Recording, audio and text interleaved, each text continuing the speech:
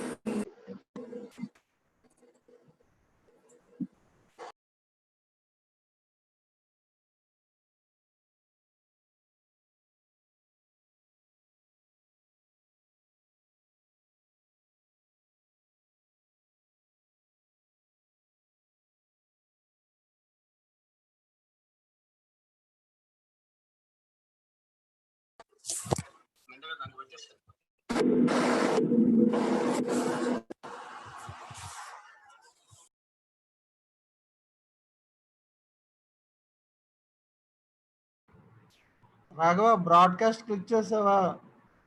చేస్తాను. చేస్తాను. బ్రాడ్కాస్ట్ చేసాక లైవ్ స్ట్రీమ్ ఎనేబుల్ అవుద్ది నీకు.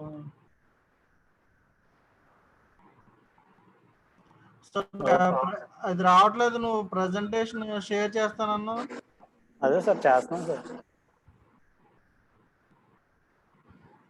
ఓకే, అటెండెన్స్ జాయిన్ అవుతున్నారు 45, 47. రాఘవ బ్రాడ్కాస్ట్ క్లిక్ చేసావా? చేశాను సార్. చేస్తాను. బ్రాడ్కాస్ట్ చేసాక లైవ్ స్ట్రీమ్ ఎనేబుల్ అవుతుంది. రాఘవ యూట్యూబ్ రన్ అయిపోతుంది బ్యాక్గ్రౌండ్ లో, ఆఫ్ చేయి. అదే ఎక్కడ చూస్తున్నాను. అది రావట్లేదు. నువ్వు ప్రజెంటేషన్ హలో అదే సార్ చేస్తున్నాను సార్. రాఘవ స్టాప్ చేసి సరిపోతుంది. అటెండెన్స్ జాయిన్ అవుతున్నారు 45, 47. బ్రాడ్కాస్ట్ చేశాను సార్. చేస్తాను. బ్రాడ్కాస్ట్ చేసాక లైవ్ స్ట్రీమ్ ఎనేబుల్ అవుతుంది. రాఘవ యూట్యూబ్ రన్ అయిపోతుంది బ్యాక్గ్రౌండ్ లో, ఆఫ్ చేయి. అదే ఎక్కడ చూస్తున్నాను. అది రావట్లేదు. నువ్వు ప్రజెంటేషన్ హలో అదే సార్ రాఘవ స్టాప్ చేశారు.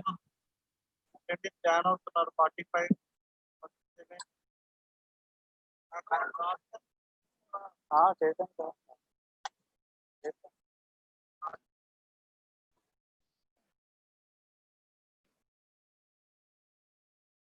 హలో చెప్పు రాఘవ. సార్ ఇప్పుడు బాగానే ఉంది కదా సార్? బాగానే ఉంది. ఇందులో కూడా చాట్ లో పెట్టేసే యూట్యూబ్ లింక్.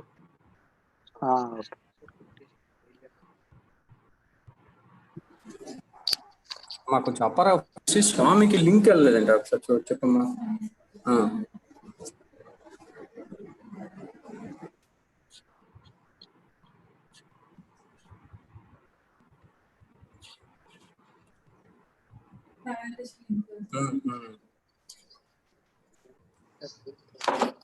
మెయిల్ అది చేసా.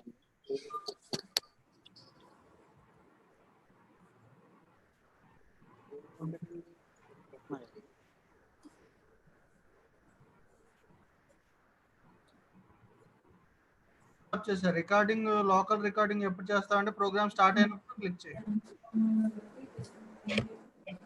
Raghava hello sir. Recording option present stop చేసే. స్టార్ట్ అయినప్పుడు స్టార్ట్ అయినప్పుడు ఫ్రెష్ గా నువ్వు పాస్ కాదు, డైరెక్ట్ గా అప్పుడు స్టార్ట్ కాంటాక్ట్ చేయమని. పాస్ చేశాను సార్. పాస్ కాదు, స్టాప్ చేసే. స్టాప్ చేశానండి. ఓకే. బ్యాక్గ్రౌండ్ లో యూట్యూబ్ వీడియో రన్ అవుతుంది, ఆఫ్ చేసేది. దీనిలో ఆఫ్ చేస్తాను సార్. ఎక్కడుందా ఇది?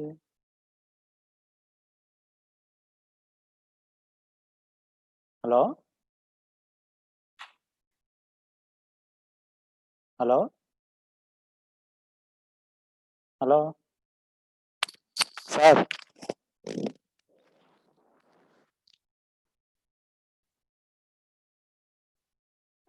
మెయిల్ ఐడి ఒకసారి మెసేజ్ చేయండి. మెసేజ్ చేస్తారు మెయిల్ ఐడి.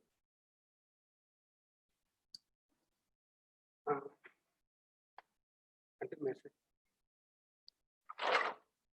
ఓకే కేవి స్వామి ఈడీ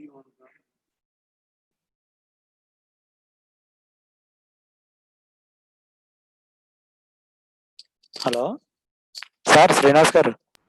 రాఘవ సార్ బాగానే వస్తుంది కదా సార్ ఇప్పుడు బాగానే స్క్రీన్ షేర్ చేసి ఉంచేస్తాను. స్క్రీన్ షేర్ చేయి.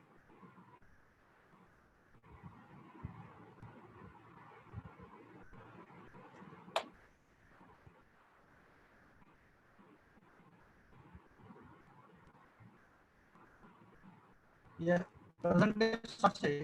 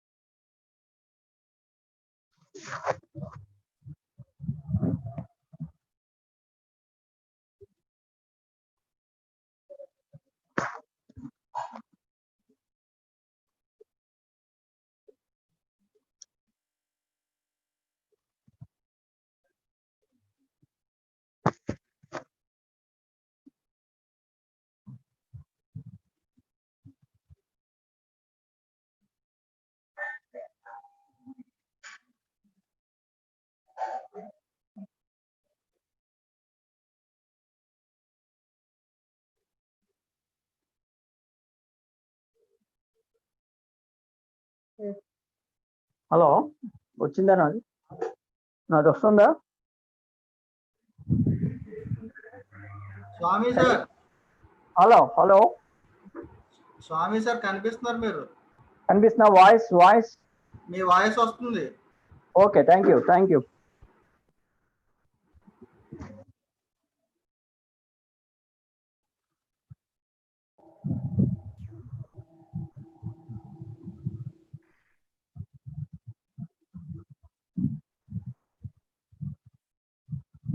Good afternoon, Balram sir. I'm Dr. Ramneshwari from University College of Science and Technology, Department of Zoology.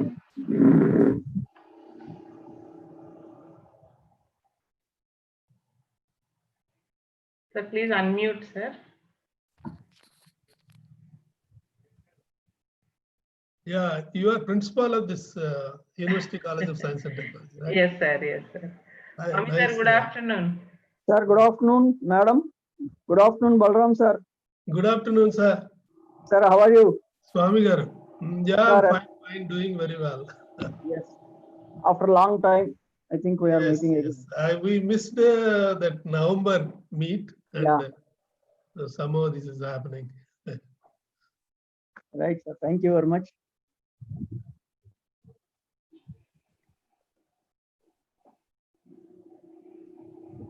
Srinivas గారు, వైఎస్ఆర్ సార్ ఉన్నారా?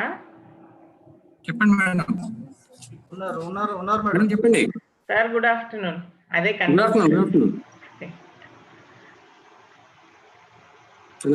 శ్రీనివాస్ కి స్టార్ట్ చేద్దాం.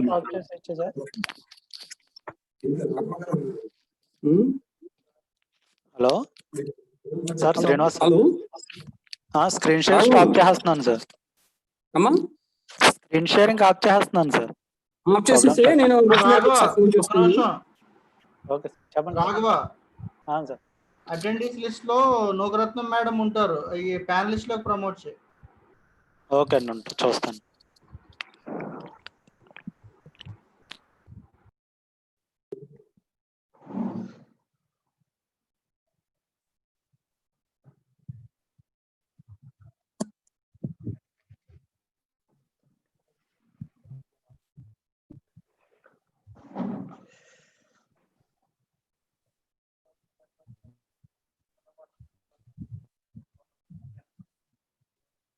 సార్, మీరు హైదరాబాద్ లోనే ఉన్నారా?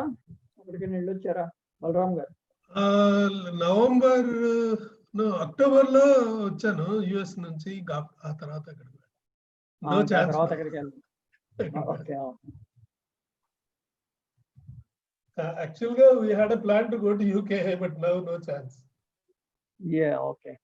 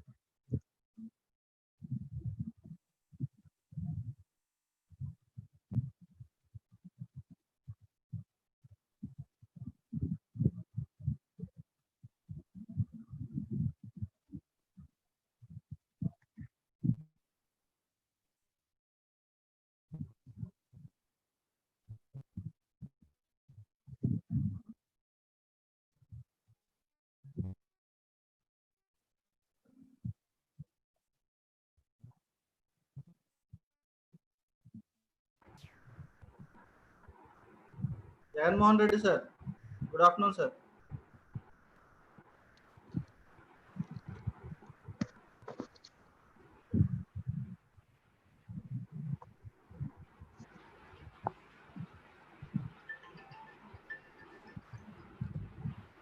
Sir.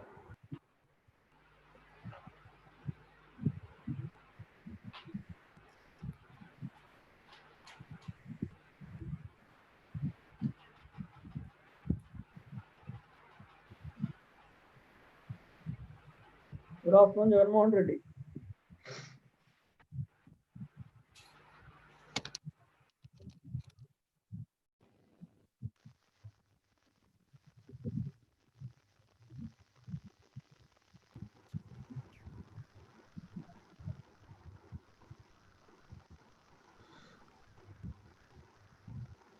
Good afternoon, sir.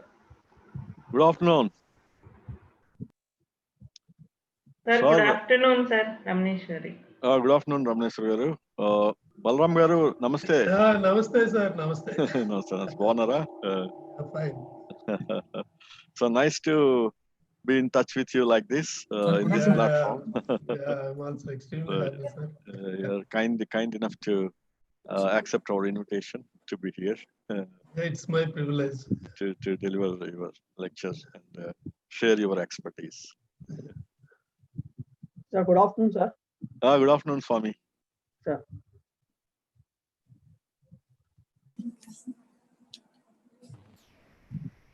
Srinivas Rao garu. Somebody has to initiate. Dr. Srinivas, Professor Srinivas.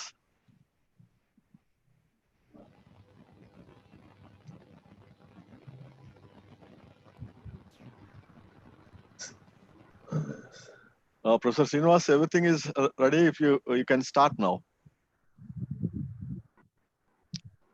Webmaster Srinivas garu. Sir, everything ready, sir. Sir, why sir respond అవ్వట్లేదు?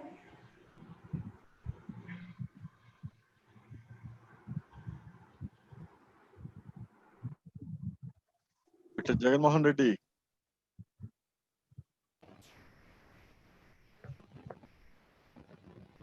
How are you? We are unable to hear you. Jagannath Reddy, your voice is not clear.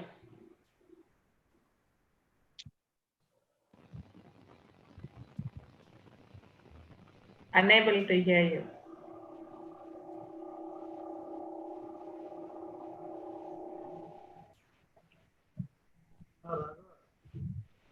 Madam Navaratna గారితో మాట్లాడి అది ఇబ్బంది పడుతున్నారు.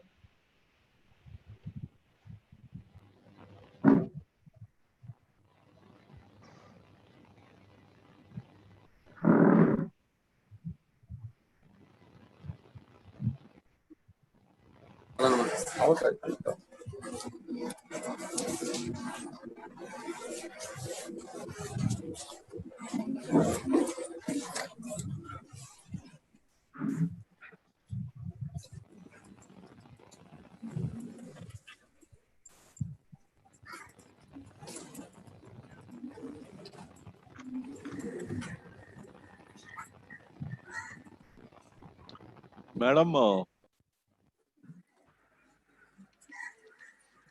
Sir, చెప్పండి sir. why can't you call Professor Srinivas? Yes, sir. Madam okay madam Navaratnam గారు.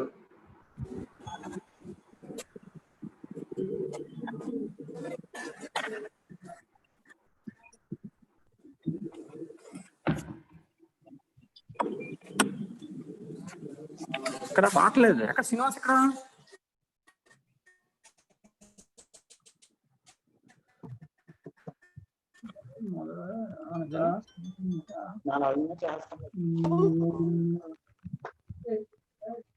Hello, ఏం కార్యం కొంచెం హాస్టల్లో ఉన్నాను.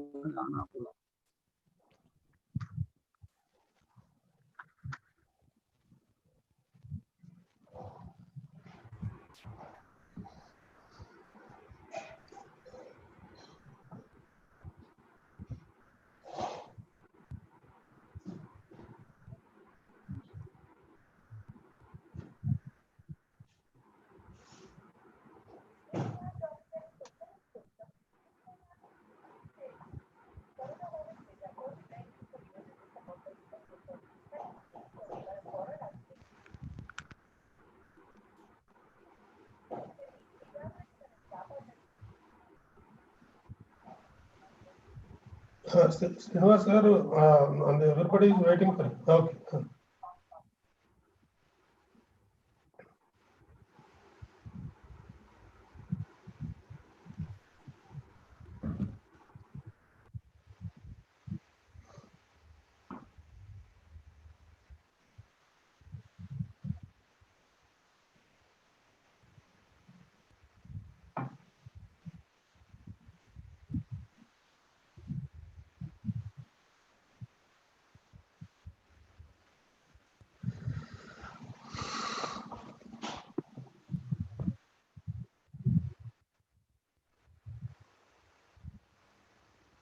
మీ తాత బల్లో ఉన్నాడు అసలు ఫుల్ మేకప్ వేసి.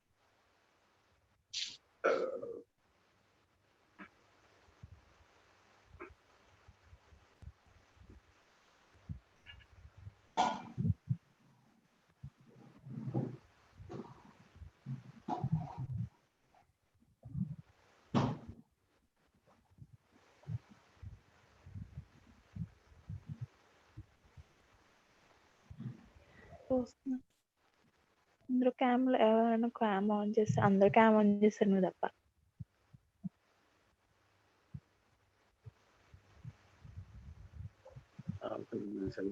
Sir, I informed Srinivas Rao sir. He says he's coming on.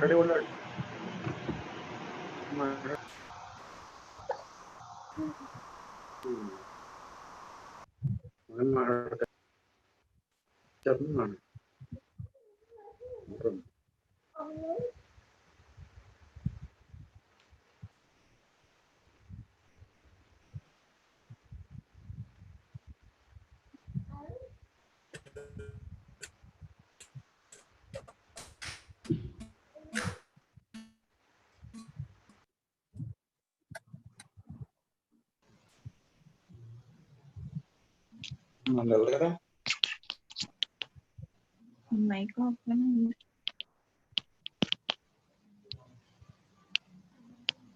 Mic off లోనే.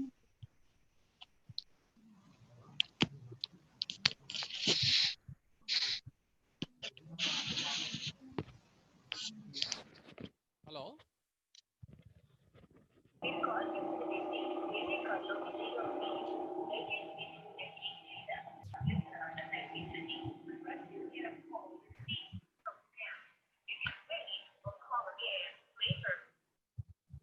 తెలియదు ఆన్లో లేదు కదా చూడు.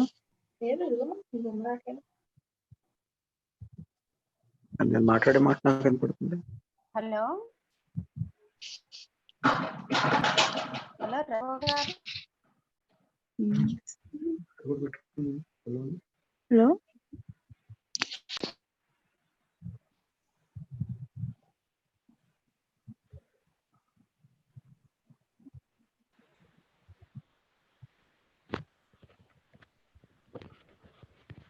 Hello hello hello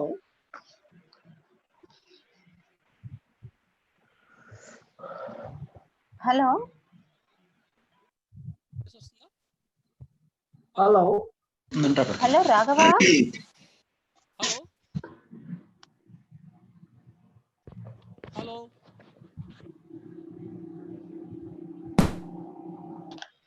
Raghava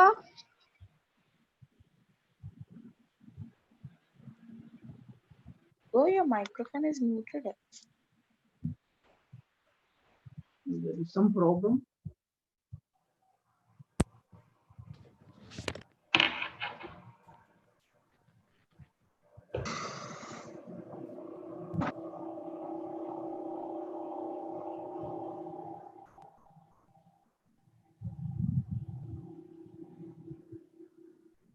Hello.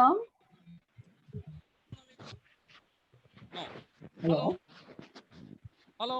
Hello Raghava ఏంటి ప్రాబ్లం? హలో శ్రీనివాస్ గారు కాంటాక్ట్ రావట్లేదు. Srinivas sir. Madam. Okay Srinivas గారు. మేడం వాయిస్ క్లియర్ గా ఉంది మేడం, మీ వాయిస్ క్లియర్ గానే ఉందండి. సో నెట్ కనెక్షన్ స్లో ఉన్నప్పుడు కొంచెం పాసెస్ వస్తాయండి. మరి ఎలా ఇప్పుడు మేము ఫైల్ రీడ్ చేసినప్పుడు సరిగా వస్తుందా? మీ వాయిస్ వస్తుంది మేడం, క్లియర్ గానే ఉంది. క్లియర్ గానే ఉంది మేడం. నా వాయిస్ క్లియర్ ఉందా? క్లియర్ గానే ఉంది మేడం. Okay fine. ఓకే నాకు మరి శ్రీనివాసరావు ఎవరి వాయిస్ వినిపించట్లేదు. ఎవరిని అంత హలో హలో అంటే బాగుంటుంది. హలో, అందరూ మ్యూట్ చేశారండి మేడం.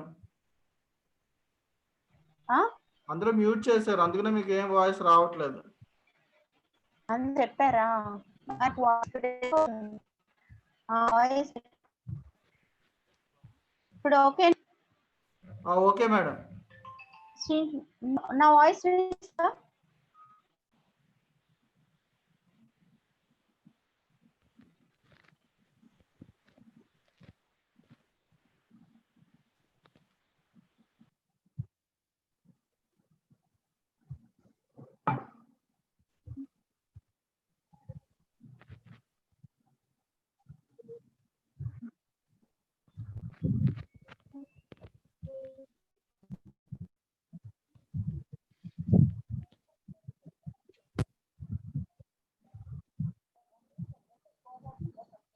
ఓకే ఓకే, అదే మీ మీ మీ వీడియో కనపట్లా, వాయిస్ రావట్లేదు. Okay okay okay, right right right.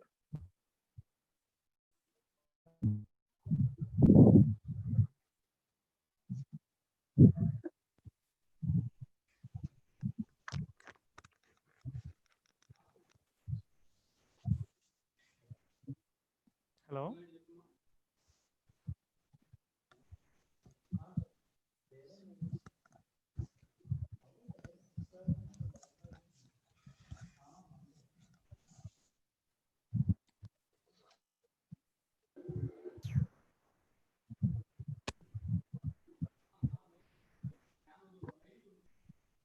Hello, hello,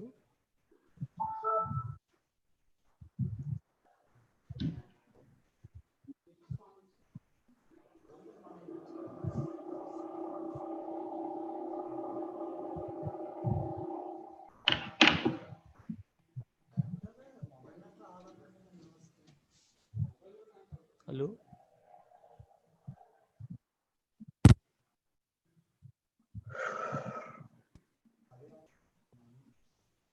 hello, hello. Sir, good afternoon, everybody. There's some technical issue. In about 5 minutes, we'll be starting the program. Hello, hello, hello, hello, hello,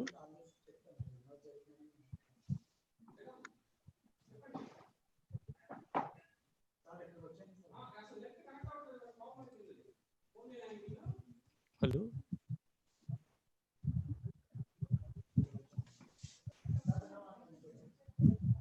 hello,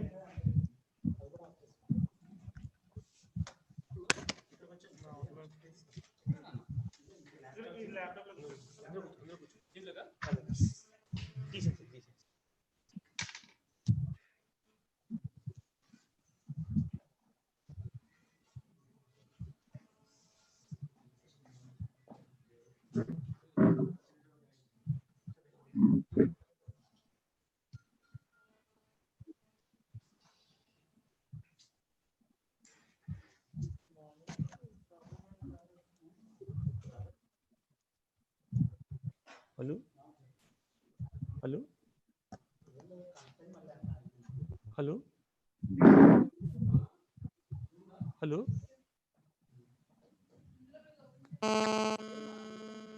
hello,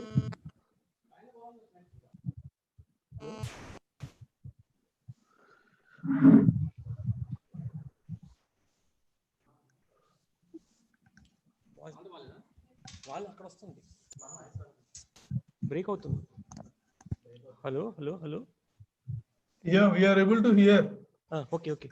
Yes, sir. Sir. Yeah.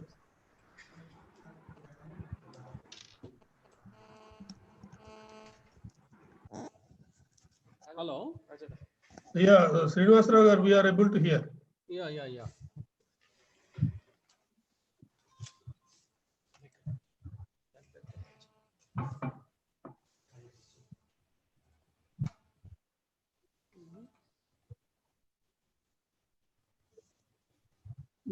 Unable to detect it.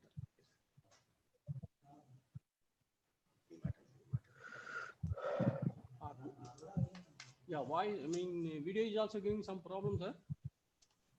Okay. Sorry for the delay to the participants. Good afternoon to all of you. I am Professor Y. Srinivasarao, Dean Academic Affairs, Professor of Geology, and convener of the webinar. Welcoming you all for this national webinar on recent advances in instrumental analytical techniques, challenges, solutions, and trends in geochemical and environmental studies. Conducting by the Department of Geology, Aditya University, Rajahmundry. I would like to mention a few lines of opening remarks on webinar. The exploration of chemical elements or isotopes concentration in various materials are being studied on Earth, and we are moving to other planetary bodies also to have a holistic view of their presence at one end, and at other end, our thrust for more detailed levels of concentration from microgram per gram scale to picogram per gram scale. Accuracies is increasing day by day. For these advanced applications, the world is looking for knowledge domain experts in instruments development, precise sampling and determination methods, and innovative application uses of interdisciplinary or intradisciplinary. At this juncture, to provide an awareness message and a comprehensive exposure to the students, researchers, faculty of earth sciences, environmental sciences, chemical sciences, agriculture, and life sciences, I personally requested Dr. Balram Vaiseti sir, who worked as emeritus scientist and chief scientist and head of geochemistry division in CSIR, NGRI, Hyderabad, to provide his valuable presentation of updated and concise guide of information on exposure to advanced analytical instruments useful for investigation of elemental isotopic abundances in various materials, not only instruments, but also on accuracy levels of determination, advances in age determination studies like geochronological studies, emerging technique of Raman spectroscopy usage as a powerful geochemical tool, some of the critical issues related to sample collection, preparation, decomposition at the time of analysis, and its merits and limitations while using different geochemical applications. Provide exposure to the miniaturization analytical techniques usage in geochemical, mineral, and environmental studies to have a quick decision making. I'm sure that today's webinar throws a light of knowledge of awareness to the youngsters and advanced analytical techniques usage, its availability for various levels of explorations of monitoring studies in earth sciences, life sciences, environmental studies, agriculture studies, and also provide a scope to enhance determination skills to chemical science researchers. Once again, hearty welcome to the participants. Today's speaker, Dr. Balram Vaiseti, our Honorable Vice Chancellor, Professor Mokka Janendra Garu, Registrar Professor Gangarao Garu, Principal Science College, Ramaneshri, Deans of the University, Head of the Department, and my colleague K.V. Swami, and other faculty members of the National Seminar. With this, I welcome all the participants. I request the Dr. Ramaneshwari, not Dr. Ramaneshwari, Dr. Nokaratnam Madam, to introduce our Honorable Vice Chancellor. Please, Madam.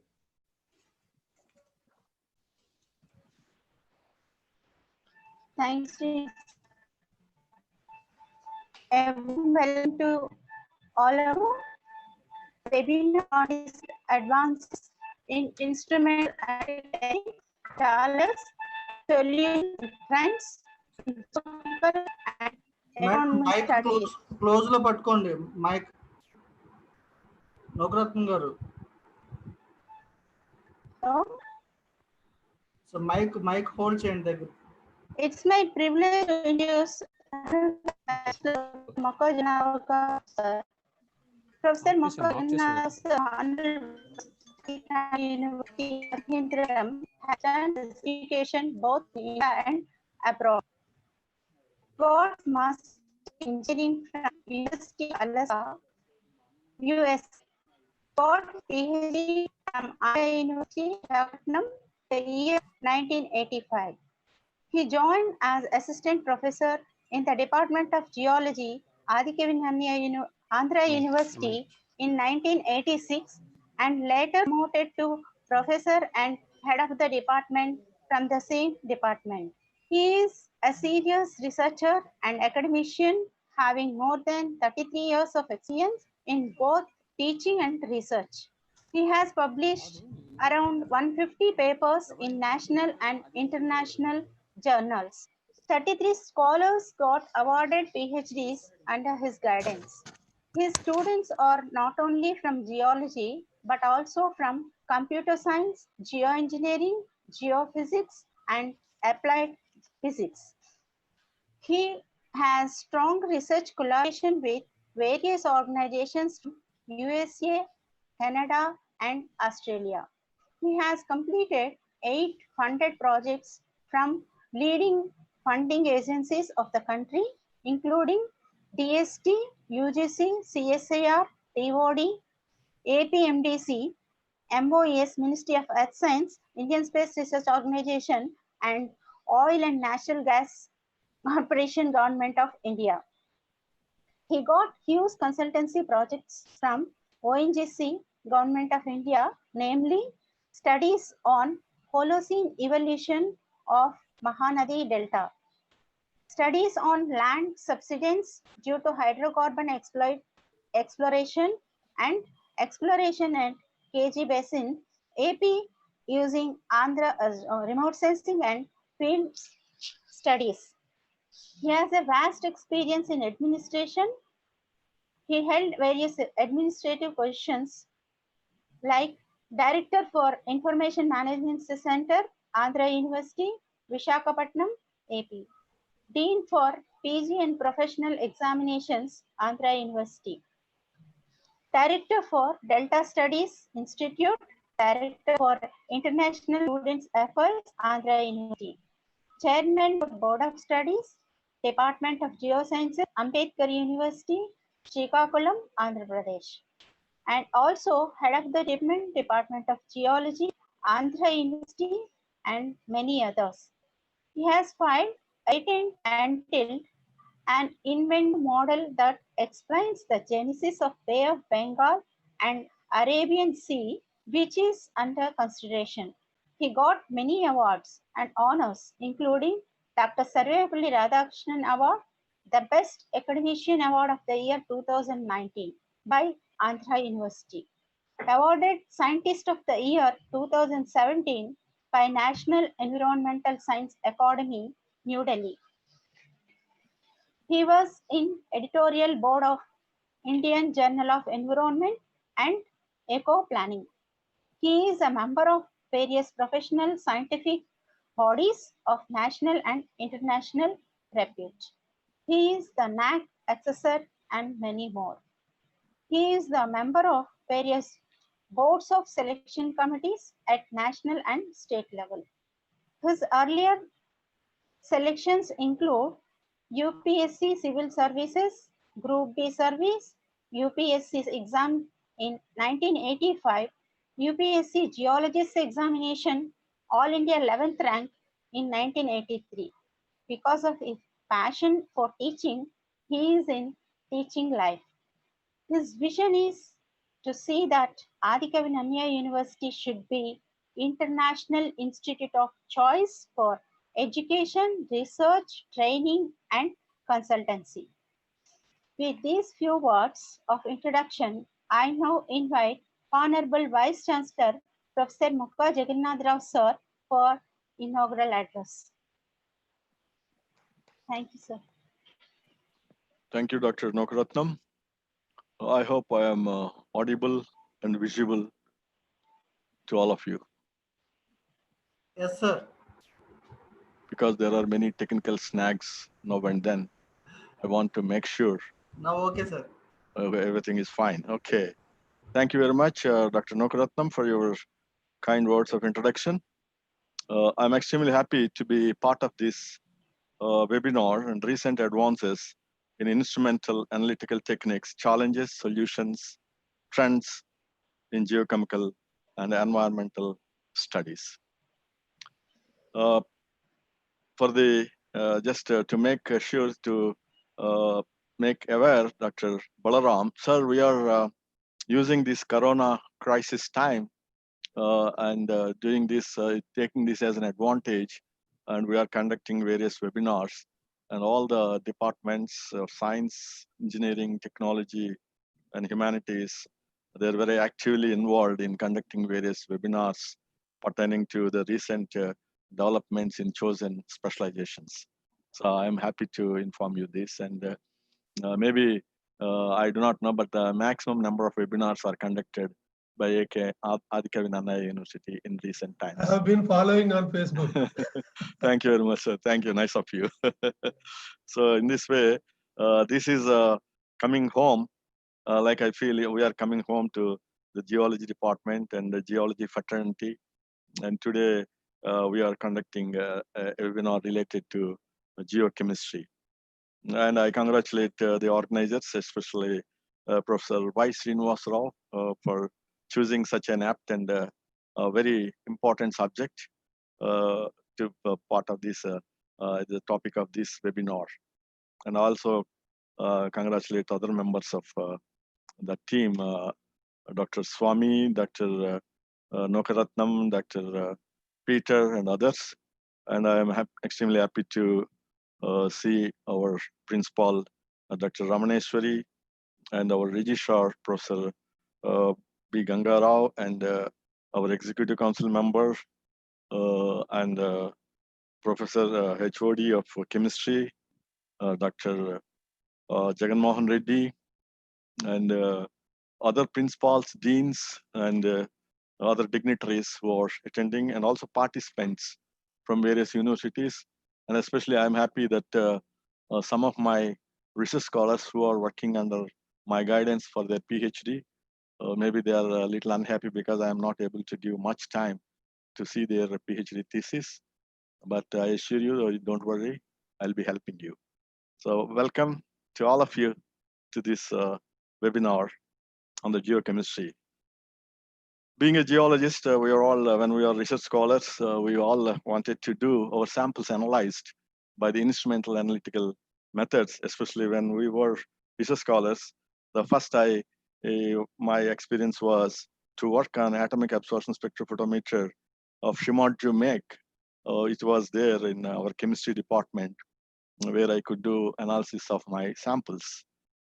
Similarly, in later, after my appointment as a faculty member in the Department of Geology, I had the opportunity to work on, again, the atomic absorption spectrophotometer of Perkin-Elmer make, and which is where initially it was 2380, and later the same Perkin-Elmer worked on AS300.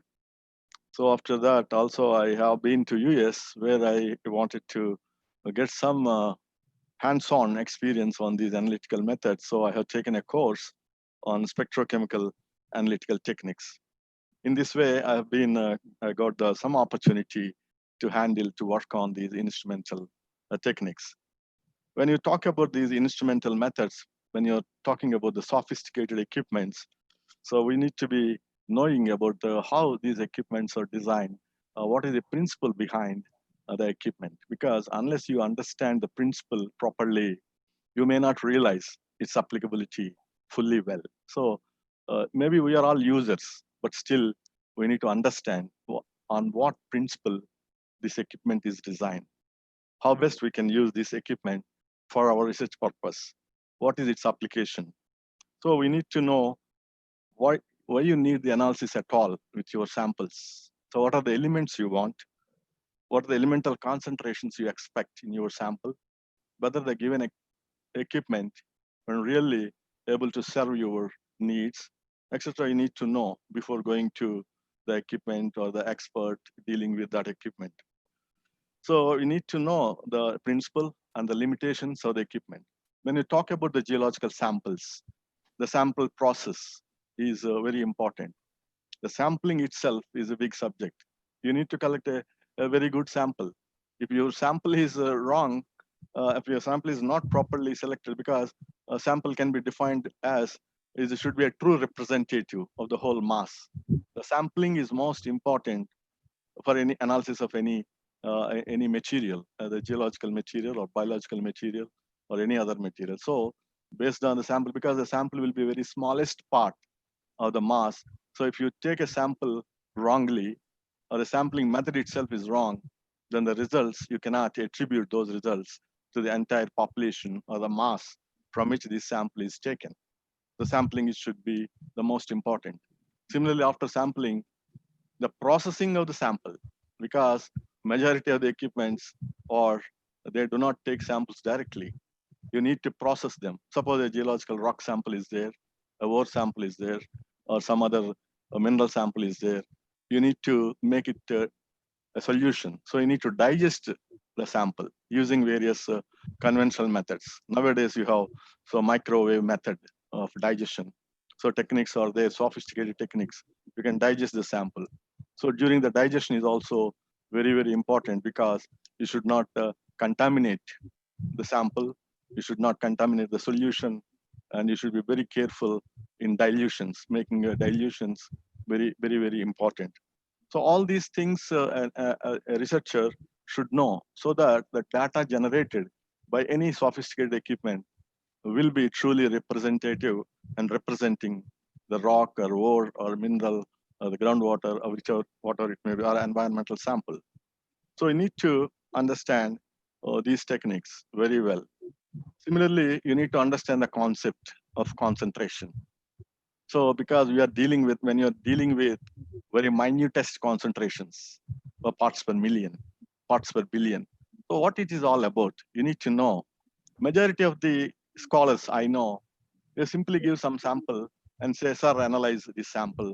Let whatever it comes, give it to me so that I'll use it in my thesis. So that kind of tendency is very incorrect. So I want you, all the scholars and researchers should know why at all you want to analyze a sample, because the instrument time is very valuable. You need to use the equipment very, very, because it is precious. You need to use the time very preciously. Simply, you should not waste the time of the instrument, the time of the analyst. So simply getting some data for which you do not do anything, you can't utilize for obtaining proper conclusions. So in this way, these are all I call the analytical ethics. You need to know these are the ethics you should know. And also you should know what is the standard, what is meant by a standard, what is a working standard, what is an international standard. How best you can get a close standard for your sample.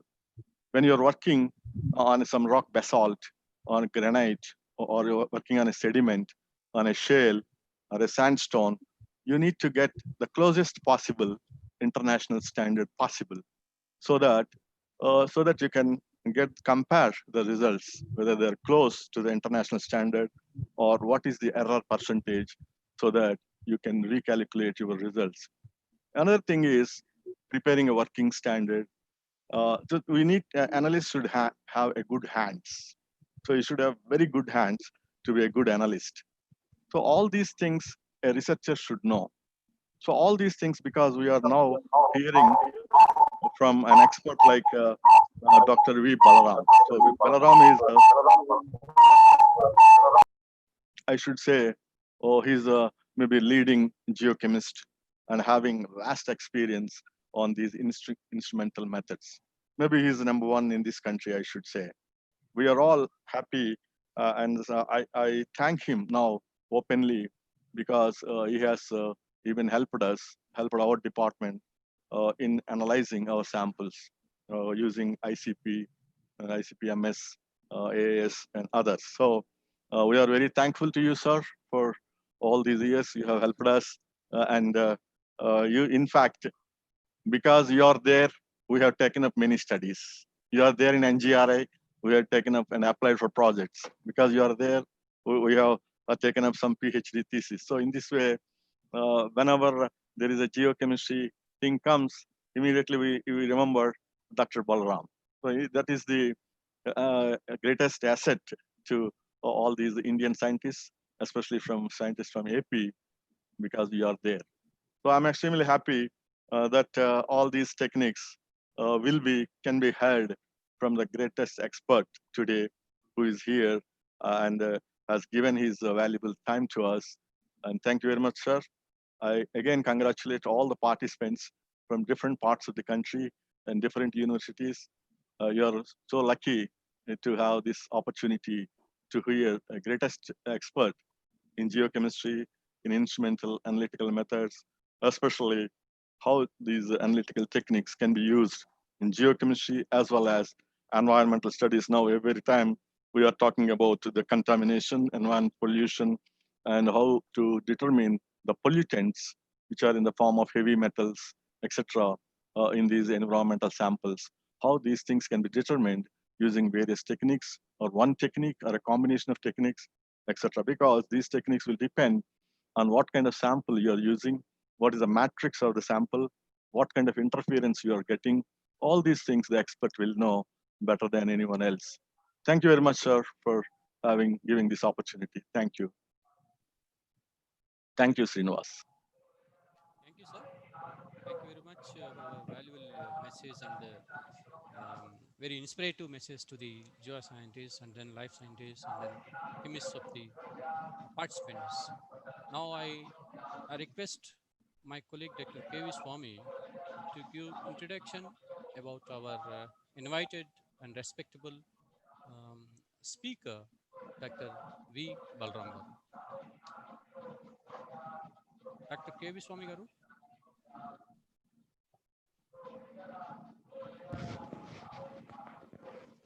Hello. Unmute చేయండి స్వామి గారు. స్వామి sir unmute చేయండి. Hello స్వామి గారు. అయిపోయింది అయింది.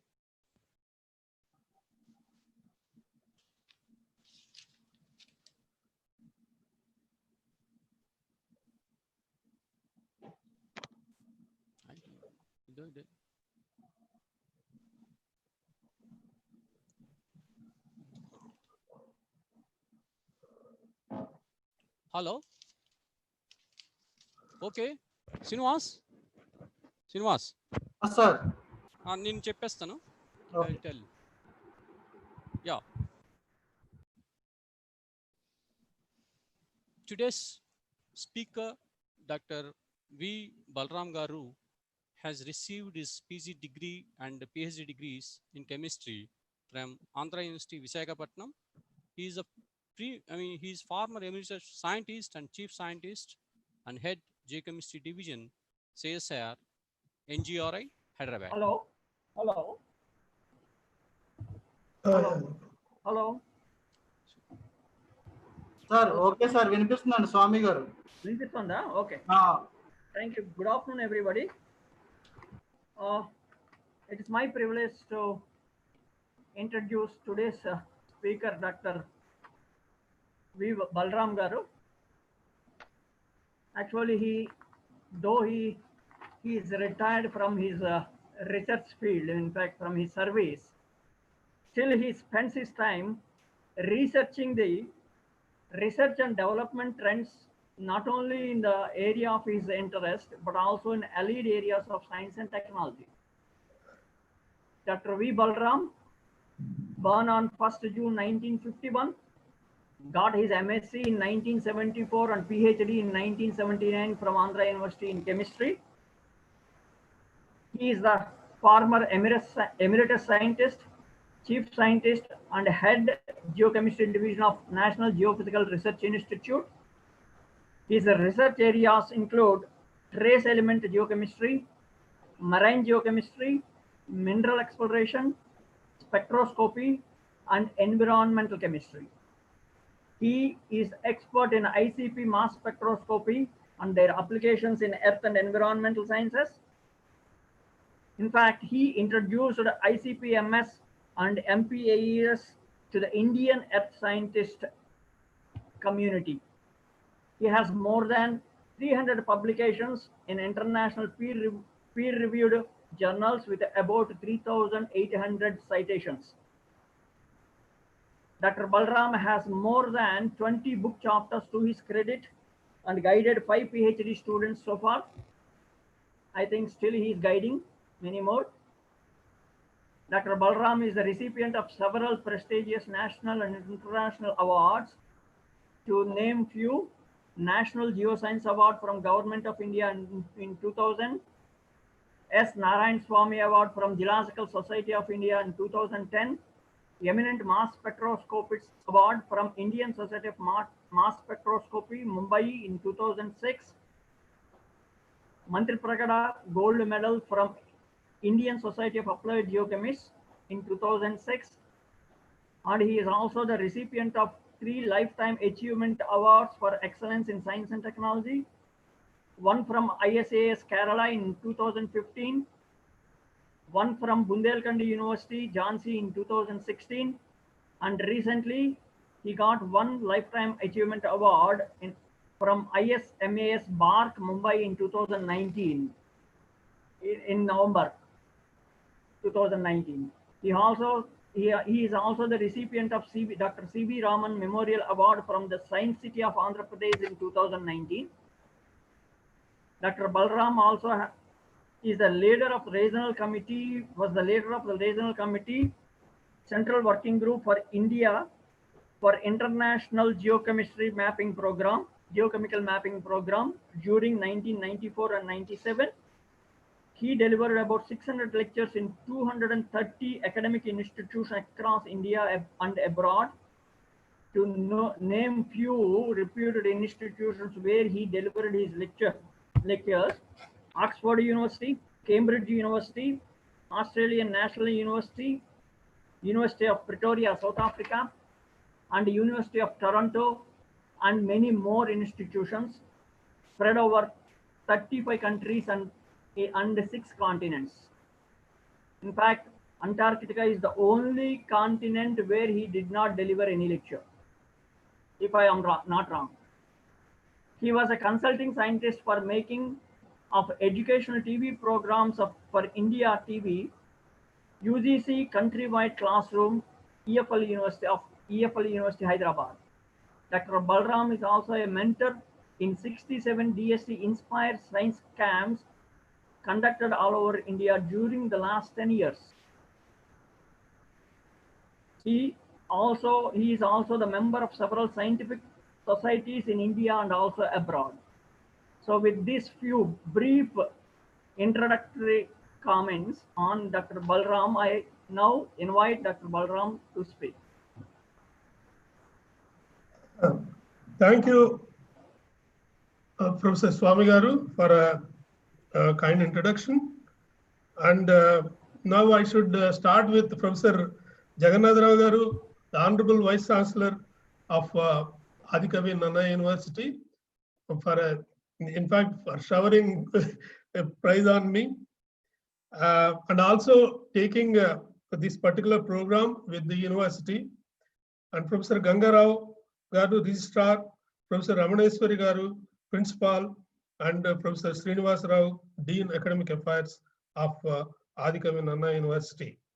In fact, I never thought that I will be sharing a virtual stage with Adikavi Nana University officials like this. But today, the environment is totally different, and we need to overcome the new challenges, and everyone has to get adapted to this strange situation. And if we want to continue our progress, I'm extremely happy to be able to speak on this countrywide platform.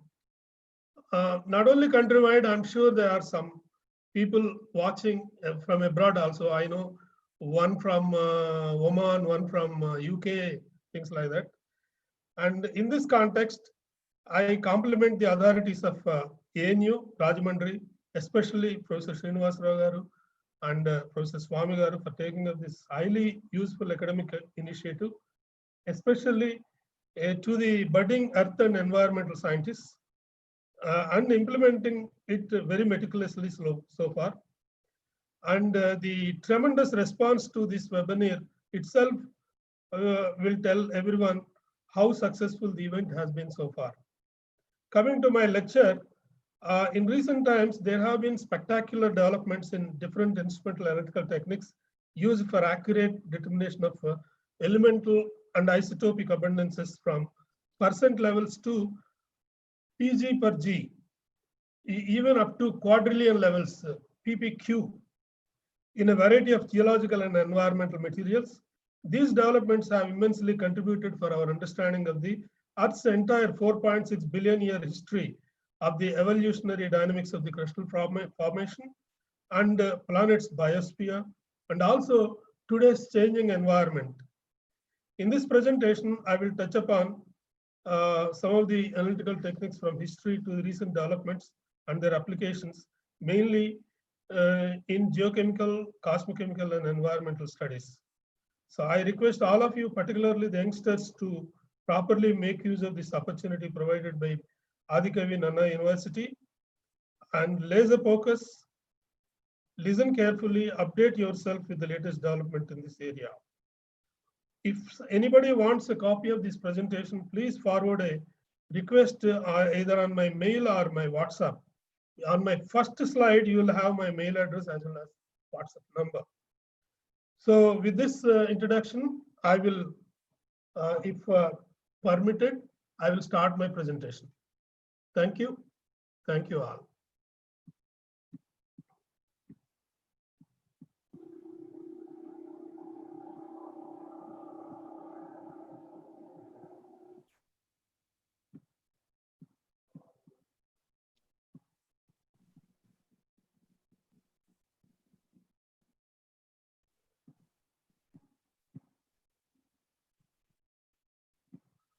So is the slide visible properly? Yes, sir. Okay. So as you know, the title of my lecture today is the recent advances in instrumental analytical techniques, challenges, solutions, and trends in geochemical and environmental studies.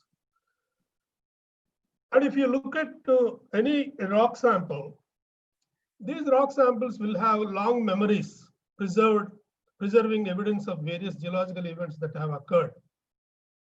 And most rocks are robbed of their history when exposed to some extreme geological conditions. But there are some rare cases where particular rocks derived from the Earth's lower crust have preserved in them evidence of temperature, pressure, depth, age, life, etc., which can give you extremely important information about the Earth's processes. And for example, the origin of life. See, the secret of 4.1 billion year old secret is preserved in zircon crystals.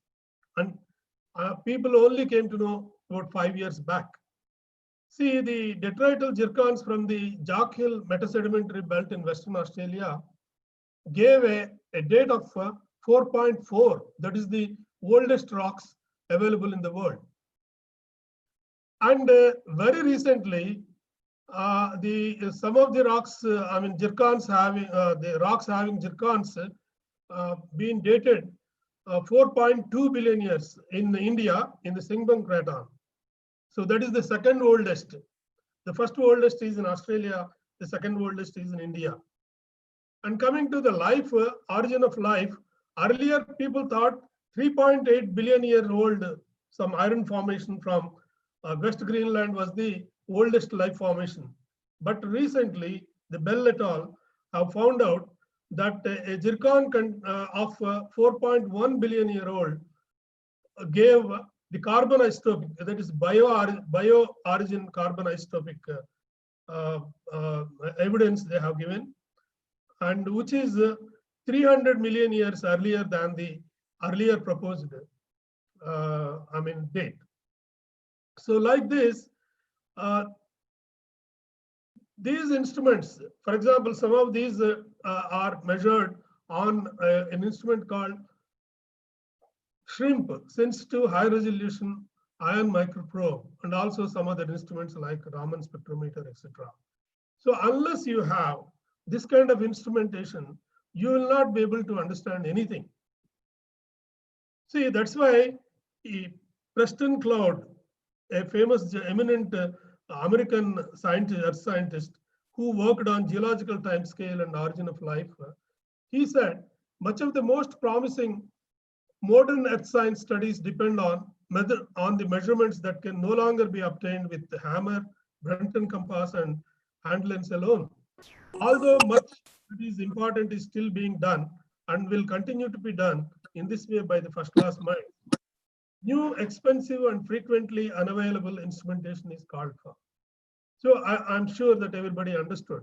So you need to have bigger instruments, sophisticated instruments, and government also needs to fund, give sufficient funds to these academic institutions in order to equip themselves for this kind of studies. Some of the challenges to geochemists: dispersion, differentiation of elements through weathering, transport, depositional, diagenetic, and metamorphic processes. Understanding the geochemical fine structure, evolution of the mantle through the composition of the mantle generalists and indicator minerals in kimberlite rocks under mineral inclusions in diamonds. Identifying and understanding of the role of plume-related magmatic activity in continental as well as oceanic crust and associated metallogenic processes, for example, gold deposits, PG deposits, and diamond through geological time. The development of new methods of geochemical exploration in conjunction with geophysical techniques for discovering world-class concealed mineral deposits. Understanding of the various processes that have been constantly polluting our environment and take remedial actions to preserve our living environment and to save our Mother Earth. So these are some of the data requirements in geochemical research, particularly geochemical research. The whole rock, like major, minor elements like silica, aluminum, iron, etc., for classification, discrimination, etc.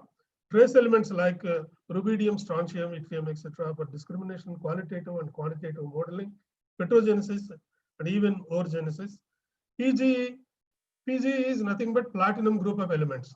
PGE, silver, copper, nickel, rare earth elements, etc., for exploration as well as for modeling. And arsenic, mercury, tellurium, etc., they serve as pathfinders in exploration and also for modeling. The radiogenic isotopes like rubidium, strontium, etc., for dating of rocks. Stable isotopes of carbon, nitrogen, oxygen, etc., for understanding fluids, sulfur, carbon sources, crystallization temperatures, etc. Noble gases and naturally occurring artificial isotopes such as beryllium-10, carbon-14, aluminum-20, etc., which are formed by the cosmic ray interaction. So they are used to date more recent geochemical processes. For example, dating of geologically young materials like soils, etc. So here are the number of analytical methods for bulk analysis, speciation analysis, microbeam analysis, and also organic analysis. Bulk analysis, it's the average composition. Speciation analysis. For example, in water, chromium is available normally in chromium 3 and chromium 6 states. So in an environmental study, if you give total chromium, it is of no use because chromium 3 is essential, whereas chromium 6 is toxic. So you have to provide both chromium 3 and chromium 6 values. Then only the environmental scientist can make some use of it. Like that, if you cut a rock and you will see number of minerals there. If you want to do the mineral analysis, you need to use the microbeam techniques like laser ablation, EPMA, SEM-EDS, SIMS, etc. And organic analysis, And sampling media can be anything: solid, liquid, air, biological, any material can be analyzed.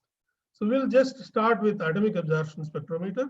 And it was invented by Sir Alan Walsh.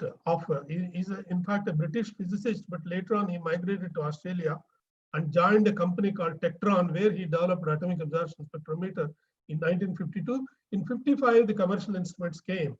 And then later on, Boris Levov from Russia, St. Petersburg, Russia. He developed graphite furnace atomic absorption spectrometer.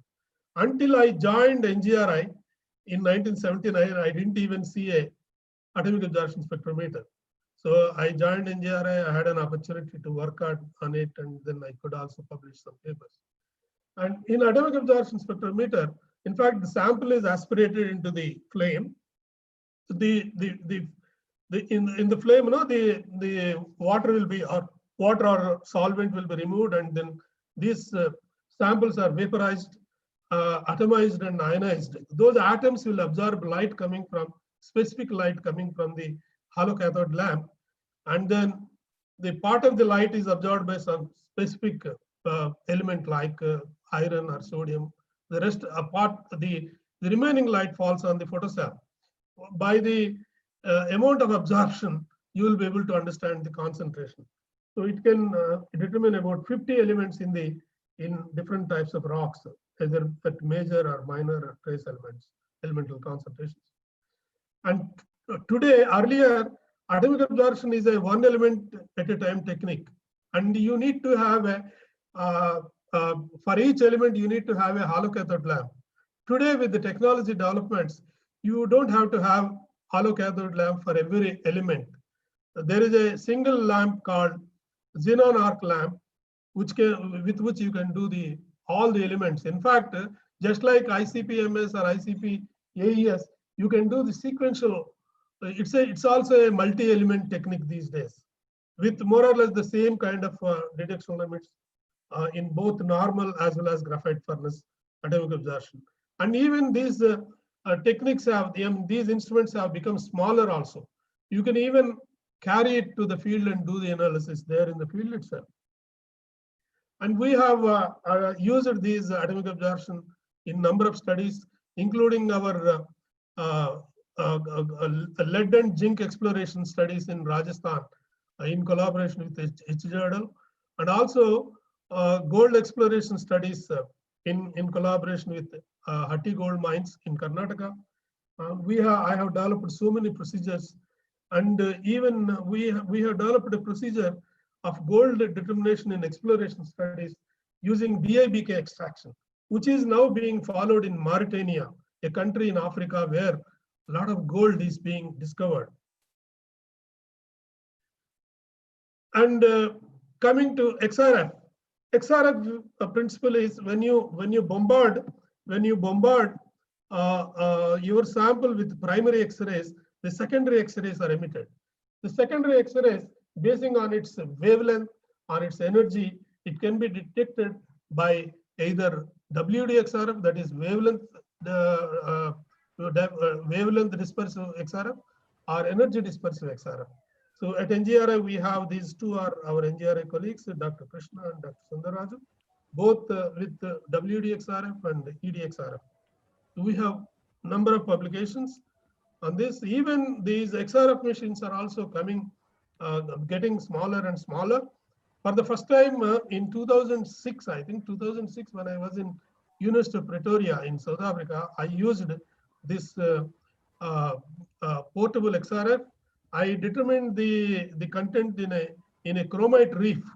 You see, chromium is very high, and zinc is also very high. Iron is very high, and all this data we got in just 25 seconds. And I'm happy to tell you that this gentleman, Ellipedi Ravi, who was heading the R&D division of Thermo Fisher. Thermo Fisher Scientific Company is a very big company, multinational company. He was heading the R&D division of Switzerland in Lausanne, a place called Lausanne, where he had a patent for XRF and XRD instruments in one. Why? So I'll just leave it at that point and come to XRD. Why you need XRD when you have XRF? See, for example, rutile is nothing but titanium oxide. Anatase is also titanium oxide. There are other examples also, aragonite and calcium limestone, etc. if you analyze by XRF, it gives you only that it contains titanium, and you cannot get what the mineral is. You cannot get that mineral information. Whereas XRD will give you the information because each mineral has a definite specific pattern.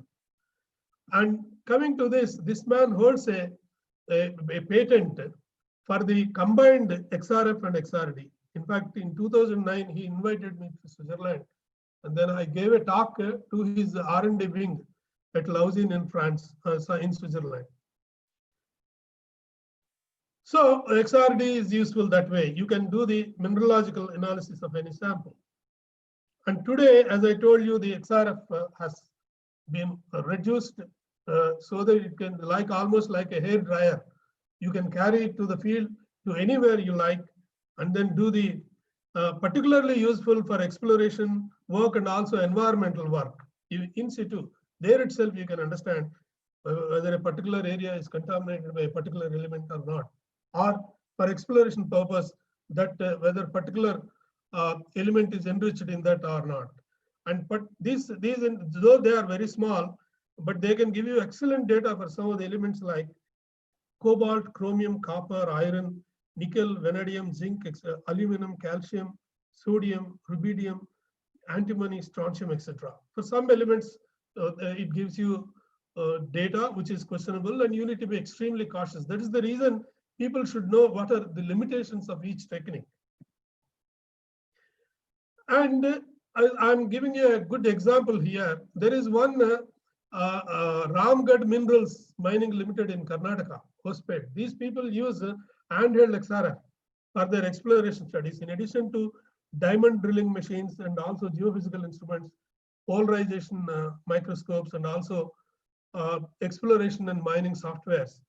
In fact, they are setting up a plant for gold extraction, which can treat about 1,000 tons per day and produce about 300, I think about 3 tons of gold in a year.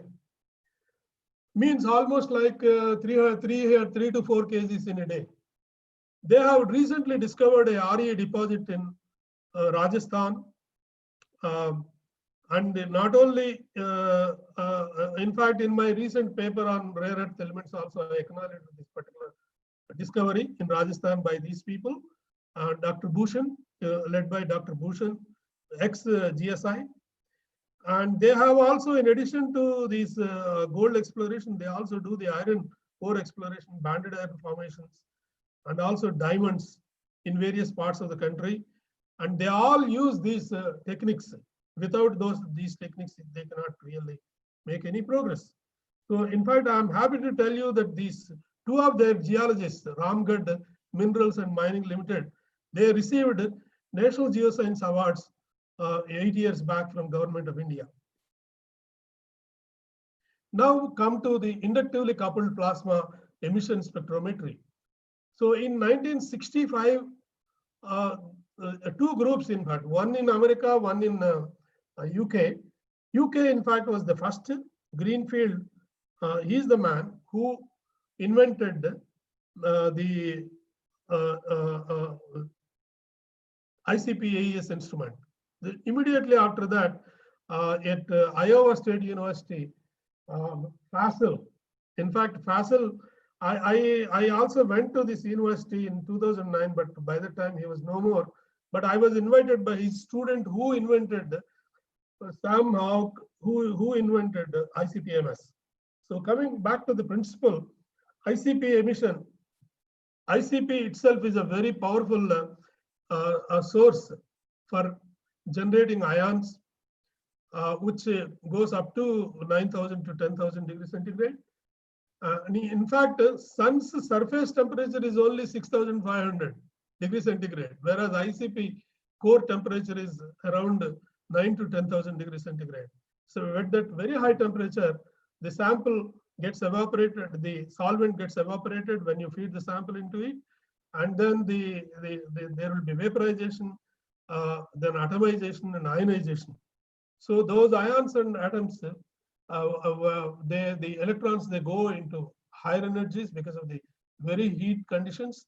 And when they come back, they emit their characteristic radiation, and the amount of radiation for a particular wavelength or for a particular element is directly proportional to the concentration. So that is how, by aspirating a standard, by aspirating a blank, by aspirating a sample, you will be able to understand the concentration of a particular element in a particular sample. And it's a multi-element technique. About 30, 40 elements can be sequentially carried out, determined. And I have used myself this for the analysis of seafloor manganese nodules, which were collected from Indian Ocean. We published this paper in Analyst in 1995.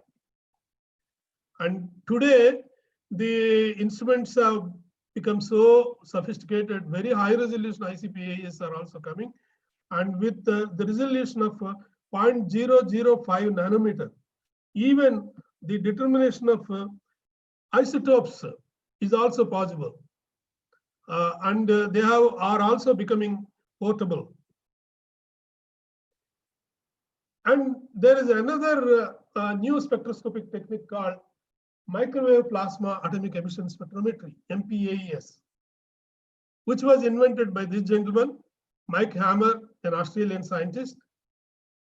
In fact, immediately after the invention of this instrument, they invited me to work on this instrument, and then you publish, your institute also gets fame and we also gets benefited.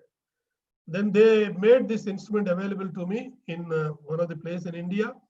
And then myself and my colleagues at NGRI could publish nearly, I think 8 papers we published. The first 10 papers published all over the world on this particular technique, no, we had 3 papers out of 10 publications. We were the first people from India and even for parts of the world. And currently, one review I am doing it. And now it is under review. Anytime it will be accepted in microchemical journal. And this gentleman is Eric Hoffman. He's a famous man for his neutron activation analysis publications. From Canada, he has private labs actually to support the mineral exploration programs all over the world. He deployed this particular MPAES instruments in all labs where these labs are, when these labs are located in very remote areas where there is no regular supply of argon or any other gas is possible, because this instrument doesn't require gas. It only takes nitrogen from air and then makes plasma, which is called microwave plasma. The principle is much similar to ICP-AES, and detection limits are also more or less similar. And that is the reason, when compared to other equipments of that kind, this has an advantage because it doesn't require any gas cylinders. It only requires power.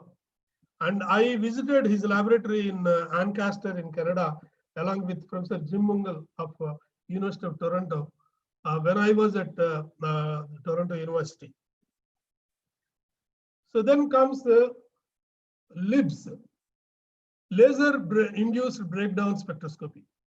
So here, instead of ICP, it is laser to excite the sample. All other principles are the same. And in these instruments, because of its laser, no, these instruments have, there was a possibility to make these instruments so small that these instruments are being sent to Mars and other planets for the surface analysis. So I'll come to that a little later. And this LIPS also, just like portable XRF, the portable LIPS is also available. You can take to field, and then there itself you can make a geophysical fingerprinting. You can immediately in the field itself. It's a granite, it's a rhyolite, it's a basalt. The instrument can give you whatever information you want. And it is not only in geological, it is also used in forensic, petroleum, life sciences, environmental, metals and minerals, in all areas. And very recently, this particular LIPS, handheld LIPS, was used to to trace a gold provenance. It's a very recent paper in 2020. You can see the spectra, the gold line at 479.24 nanometers. So this is extremely valuable for analyzing. Sometimes they analyze silver content to understand the mineral, particularly in mineral exploration studies, to trace the primary source of alluvial gold. So now we come to the Raman spectroscopy. So Dr. C.V. Raman, in fact, invented and he published his findings in 1928, almost 92 years back. The title is A New Type of Secondary Radiation. So when you pass the radiation through a sample, through a material, a change in wavelength exhibited by some of the radiation scattered in the medium, that is called Raman scattering and Raman effect.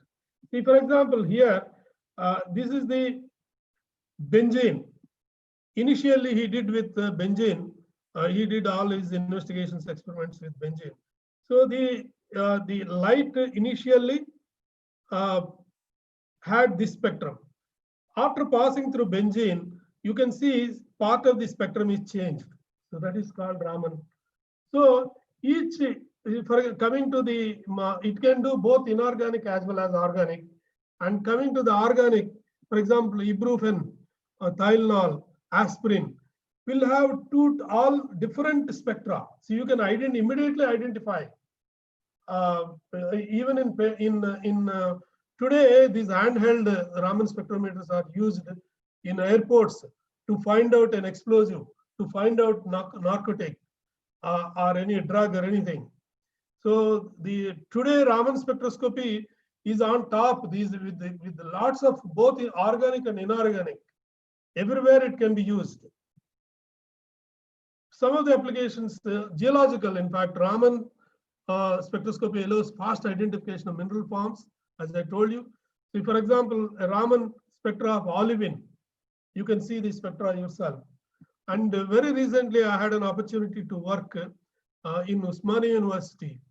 The courtesy this Anton Parr people, and incidentally, I was given Sir C.V. Raman Memorial Award last year by the Andhra Pradesh Academy of Sciences.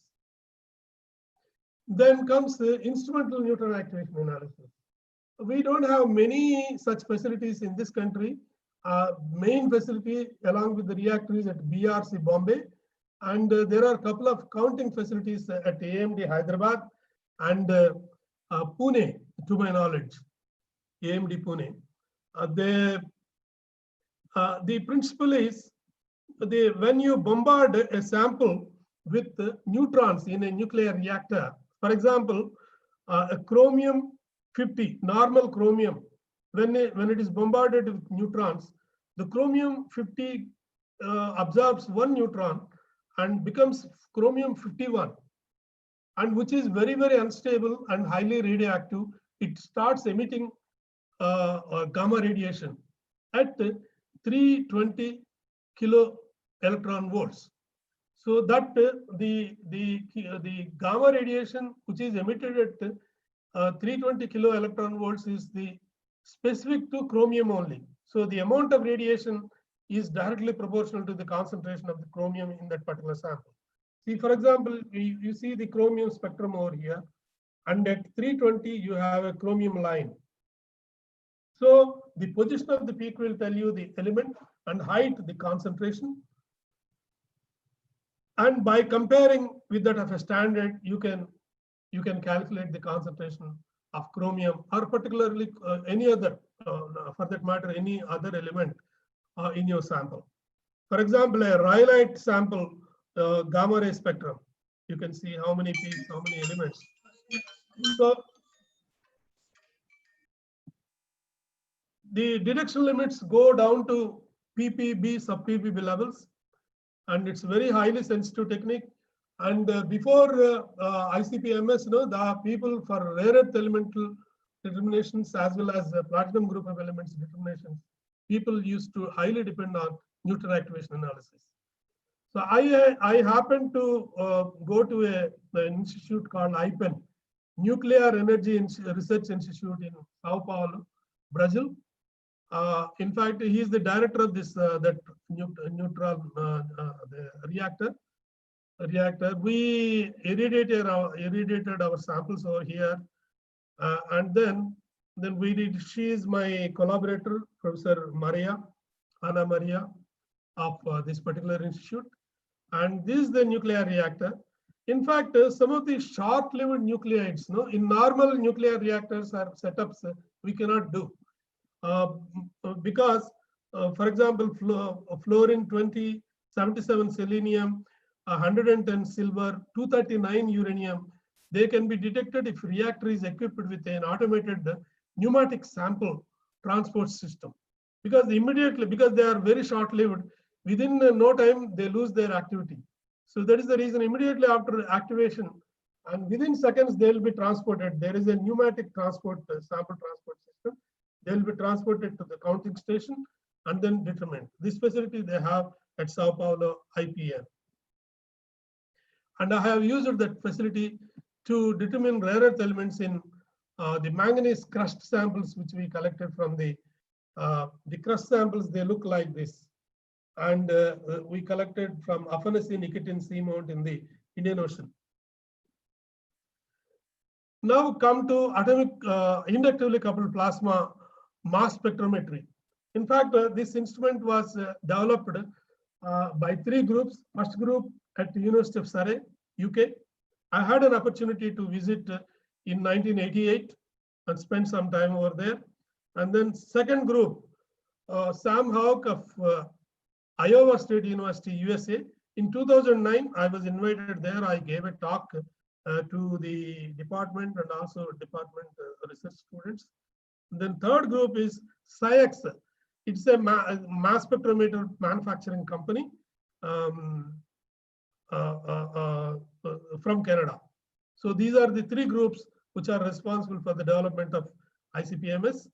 And when I visited the Iowa State University, he is the man who is credited to for the invention of ICP-MS, Sam Houck, with his prototype instrument in the office. And I also did some laser ablation studies with his student when I was there. And this was our first ICP-MS. In 1987, we got it. When we got it, it was the first instrument in the country. And a few days after, IGCAR Kalpakam got a SciEx machine. And also happened to participate the first international conference on plasma source mass spectrometry, which was organized at Durham University in UK. In fact, I was the only Indian who made a presentation. I made a presentation entitled Rare Earth Element Determinations in Geological Samples using NEMS internal standard. And then later on, I was invited to give a keynote address in an international conference on ICP-MS in Europe, in Germany, where this excellent people have launched the world's smallest ICP-MS. Probably even today, it is the smallest. Earlier, the instrument used to be so big. Nowadays, the instruments have become so small, tabletop, sometimes even laptop. And we did, using this ICP-MS, we did a lot of gold exploration studies in Rajasthan, Karnataka, Central Madagascar in Africa. We published several papers. We even developed several procedures for the gold, accurate determination of gold, etc. For example, these are some of the borehole samples. See, look at number 4. Look at number 4. We determined using at MSPL, NGRI, and Shiva Lab in Bangalore. See, one sample, one core sample gave 3.4 at Hospet, and 3.42 at NGRI, and 3.49 at NGRI, and 3.22 at Shiva Lab NGRI. So that is the kind of procedures accuracy we used to get. And we did gold exploration studies in Madagascar, So on the basis of geological and structural and geochemical and geophysical data, we recommended some zones for exploratory drilling, some blocks for exploratory drilling. When we had a collaboration with NMDC. In all these investigations, both AAS and ICP-MS were extensively utilized. Now, another application of ICP-MS. You see hydrogeochemical prospecting. When you have a mineralized zone in contact with water, the interaction between groundwater and the mineralized zone, and because of the interaction, some leaching of the elements, gold, since it's a gold ore, so a lot of gold will be leached and they get into the water. Since water is it becomes homogeneous. Since water is a homogeneous medium, better than a rock sample. So wherever you sample the water from, you will be able to see the signal of gold. So that principle we have applied under a NSES Trivandrum and NGRI collaboration, and we did some studies at Wayanad Nilambur gold fields in Kerala, published these papers in Journal of Geological Society of India in 19. It was really, I think that was the first paper of that kind about 20 years back from India. Similarly, at Madavara Igneous Complex, the surface as well as groundwater water samples showed anomalous concentrations of both palladium as well as gold, indicating that that area is rich in gold as well as platinum group of elements. And very recently, last November issue or October issue, I think we published this paper. We took to prove that this hydrogeochemistry can be utilized for platinum group of elements also. So we took the Sitampunda anandesite, which is an established platinum mineralization zone. We collected lots of number of water samples and determined all the platinum group of elements and also several other elements. And then we could see positive correlations of palladium with magnesium, rhodium, ruthenium, and several other elements.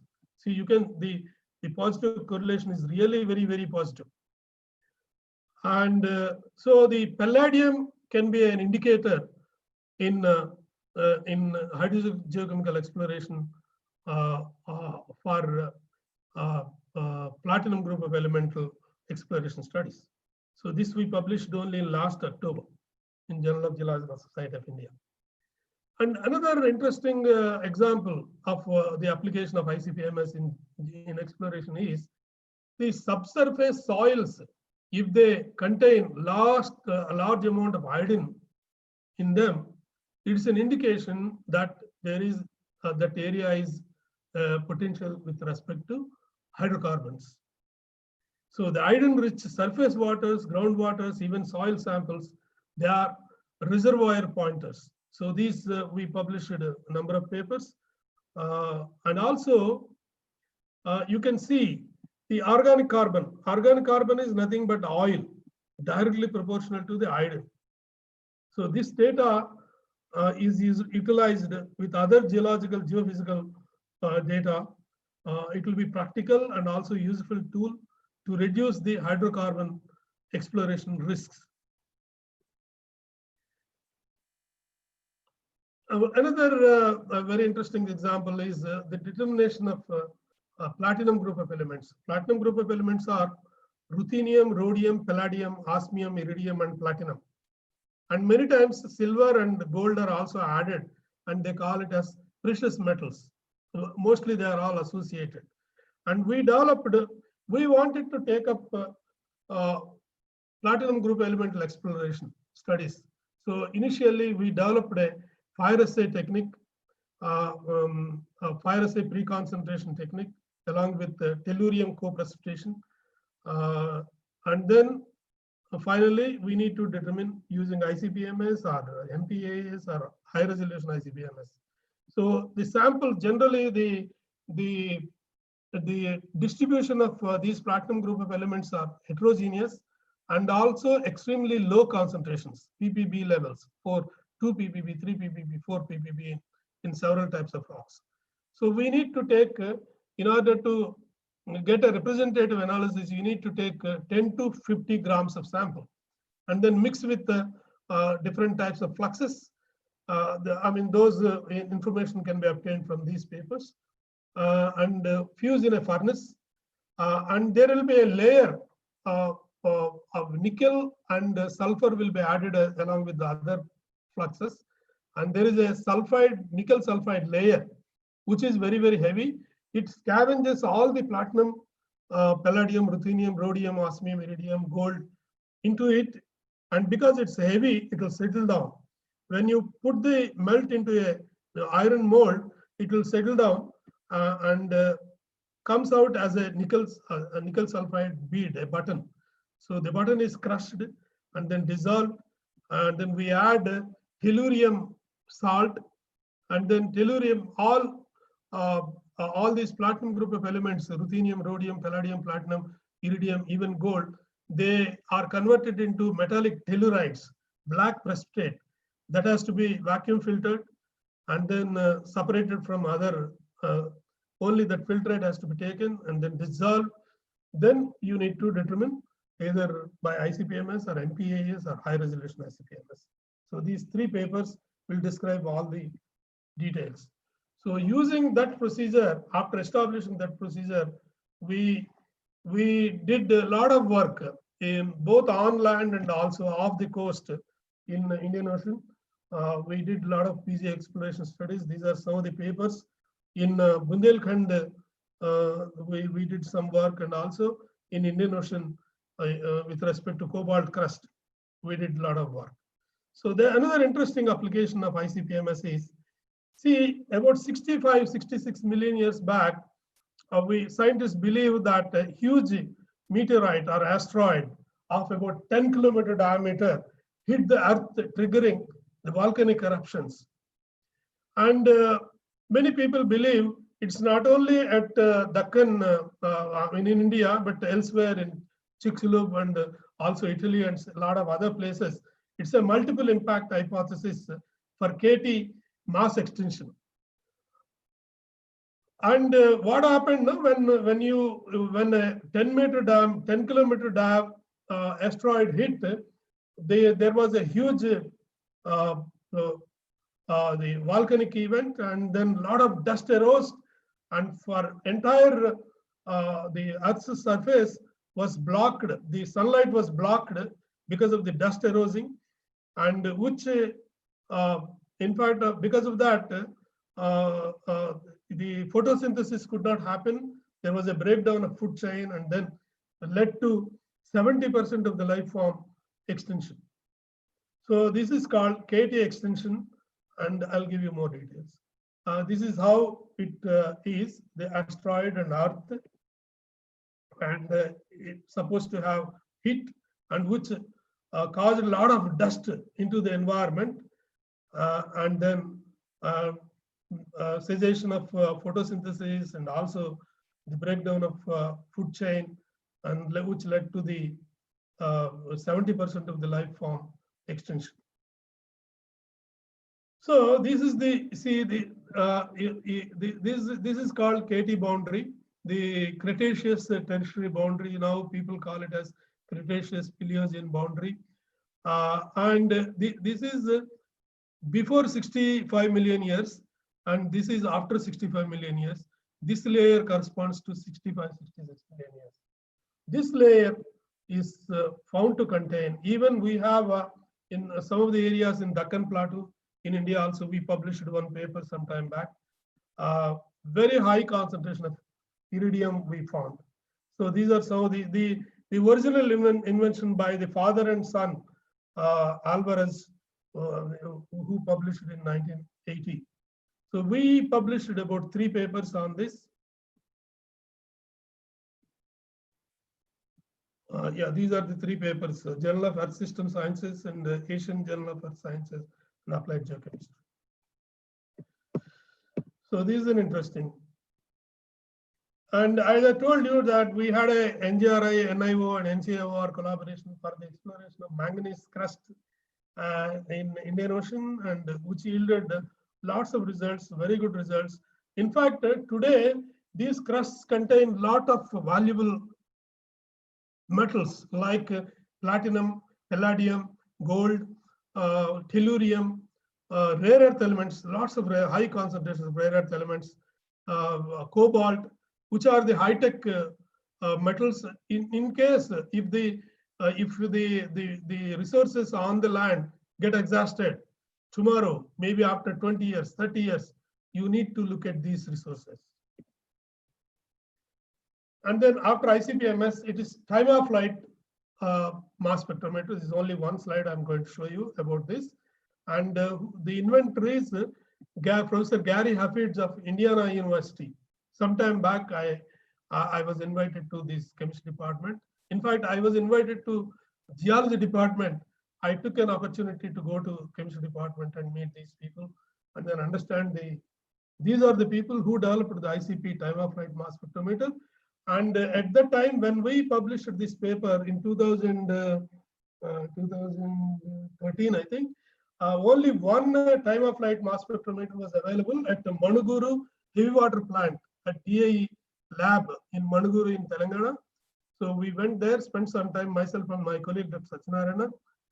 We published this paper on the characterization of cobalt crust, which was collected from the Afanesy-Nicotin seamount for several elements, about 60-70 elements we could determine. This is the spectrum, how a time of flight mass spectrometry spectrum looks like. Then comes high resolution ICP-MS. Today, one of the best machines, high resolution ICP-MS as well as MC-ICP-MS, they are doing wonders all over the world. And this is the VG people, VG isotope people, VG plasma. They are the people who invented Neil Bradshaw, Sanderson. They are the people. This is the first publication which appeared in 1989. Then this instrument came up, and then the later on another publication by Walder and Fredman. Fredman is the vice chairman of the new instruments which supplied this instrument to NGRI. So these are the people who are responsible for the development of MC-ICP-MS. And we at NGRI, we procured it when I procured this and then established it and then retired from NGRI. Now my colleagues are taking care of this machine.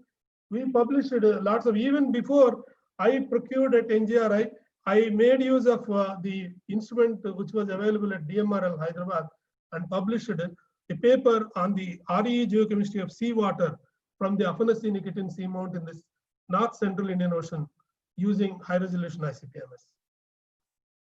So now we come to speciation studies. It's of environmental interest. As I told you, that chromium-6 is soluble, mobile, toxic, very, very toxic. On the other hand, chromium-3 is insoluble, immobile, and it's a micronutrient. For an environmental scientist, if you give total chromium concentration, it is of no use to him. So you need to give both chromium-6 as well as chromium-3 concentrations using speciation studies. And these speciation studies are also usable in other, for example, we made a study on platinum, palladium, and rhodium in the urban environment. Very recently, I published a paper, a book chapter, in fact. When you have the organic ligands like chloride, acetate, oxalate, etc., which are commonly found in the environment, particularly the urban environment, these metals form very soluble complexes, and then these metals can be transported from one place to another. So to understand that, also speciation analysis is required. And a combination of a chromatographic technique like GC or LC or HPLC in combination with ICP-MS can give you speciation studies. For example, HPLC ICP-MS is able to give you arsenic 3, arsenic 5, dimethyl arsenic acid, monomethyl arsenic, and arsenic boride. So the 5 species of arsenic will be able to determine separately, which is not possible unless you combine with a chromatographic technique. And the speciation study is an interesting example. Is, for example, in fact, in 1993, in America, in California, at a place called Hinkley, there is a company called Pacific Gas and Electric Company, which produces compressors. Because it involves a lot of hot work. A lot of chromium is converted to chromium, hexavalent chromium 6, which is transported slowly into the surrounding water bodies.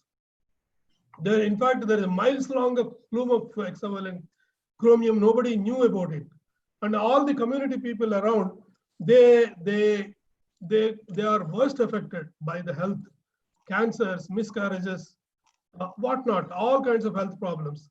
And some people attribute it to God, some people attribute it to the air they are breathing, something like that. But later on, a lady called, this is the real photo, and later on there is a film called Erin Brockovich. Julia Roberts enacted this character, and it's a wonderful movie, and you need to, if you have an opportunity, I'm sure that some of you must have already watched it. People who have not watched, you please watch. And it is the original photo. She is a legal clerk, and she doesn't have any law education. But despite that, she took up this case, and she understood, because of this particular company, Pacific Gas Electric Company, all these lakes surrounding got polluted with hexavalent chromium, and which has resulted in lots of illness to the community people. And then she fought against the company, and ultimately she won, and a 333 million legal compensation was paid to the people who suffered. So I request people who have not watched to watch it, to understand the implications of speciation studies in environment. So today we are there is a climate change, and particularly because of the increase in carbon dioxide concentration. Now it is more than 400 ppm concentration from the pre-industrial levels. It has gone up like anything, and which is resulting the global warming. And to understand, see, the carbon dioxide can have a number of sources. Where from? Whether it is coming from the thermal stations, or volcanic eruption, or from the motor vehicles, or from the flames, or from the trees. Trees also emit carbon dioxide. It not only takes, during daytime, they make photosynthesis. During nighttime, during respiration, they release carbon dioxide. So in order to understand the source of carbon dioxide, you can do that using the isotope ratio mass spectrometers. So you can construct a graph like this and understand whether the carbon dioxide is coming from volcanic emission, or gasoline combustion, or methane combustion, or vegetation respiration, or atmospheric background. So these instruments can do wonders, in fact, if you really use it in a way it has to be. And nowadays, a lot of studies are going on to predict volcanic eruptions. My friend Professor David Pyle at Oxford University is also working on the current volcanism. I'll show his photograph a little later. With the isotope ratios, particularly oxygen and carbon isotope ratios, they are able to predict the eruptions.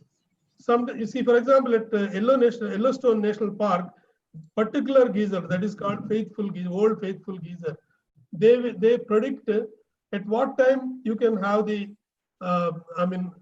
spring coming up. So that kind of things are possible because of the isotopic studies on the isotope ratio mass spectrometers. Now we come to the in situ analytical technique, different class of instruments where in situ analysis can be done. They can be divided into two basic. One is destructive, another is non-destructive. Non-destructive are EPMA, electron probe microanalyzer, SEM media, scanning electron microscope, energy dispersive spectrometer, cathode luminescence microscopy, that is CL, particle-induced X-ray emission analysis, that is called PIXI. Whereas the destructive analysis are laser ablation, ICP-MS, secondary ion mass spectrometer SIMS, then sensitive high resolution ion microprobe SHRIMP. So you can see the craters in the sample also. That's why they are called destructive analysis. And EPMA, coming to EPMA, we have at NGRI this instrument. This instrument is a non-destructive technique which analyzes, we can do the analysis of polished carbon-coated specimens of minerals, glasses, even synthetic materials. Generally, a beam of electrons are bombarded, the samples are bombarded with a beam of electrons, and as a result, the characteristic X-rays are produced, which are specific to the element, the wavelengths are specific to the elements present. And sometimes it can be the area can be 1 micrometer or even 40, 50 micrometer also. So you will be able to choose the diameter of the analysis point. These studies will be able to give you information on the crystallization conditions and changes in the chemistry of magma or hydrothermal fluids, etc. These days, people are doing monocyte dating. Dating also can be done on electron microprobe analyzer. Very recently, BHU, our BHU friend Dr. Chalapati Rao and his student Pandey, they published a paper. They obtained the ages like 2,243 and 2,672 million years for the monocyte analysis of Bundelkhand samples, which are consistent with previously reported dating. Not only it can do the microanalysis, it can also do the dating. So we used this. This is available at NGRI. Dr. Sharma, who will be heading the geochemistry group from next month onwards. We used some EDS to identify the PGE bearing minerals like sperrylite, iridium bearing alloys, iridium, tungstate, etc. And also PGE carrying minerals like pentlandite. We could very specifically find out in some of the Bundelkhand ultramafic rocks. And then we published this sometime back in Journal of Geological Society of India. And this gentleman, Alan Gray of University of Surrey, is the first gentleman who analyzed solid samples for the first time in 1985 using ICP-MS. ICP-MS is basically a solution technique, but solids can be directly analyzed. For example, minerals like corundum, chromite, kyanite, tourmaline, they are very difficult to dissolve. You don't have to dissolve. You use a laser ablation accessory, which we have at NGRI, and then analyze. It is, in fact, not only in geology, chemistry, spectroscopy, mineralogy, biochemistry, environmental archaeology, and a lot of other areas it can be used. And we come to the last segment, application of isotope analysis, isotope ratios, isotopic information. So isotopic information is required everywhere to understand the variation of these isotopes and their environmental monitoring, isotope dilution technique. And for example, there was a Chernobyl disaster and also Fukushima nuclear disaster in Japan. There was some leakage of radioactive material into the environment.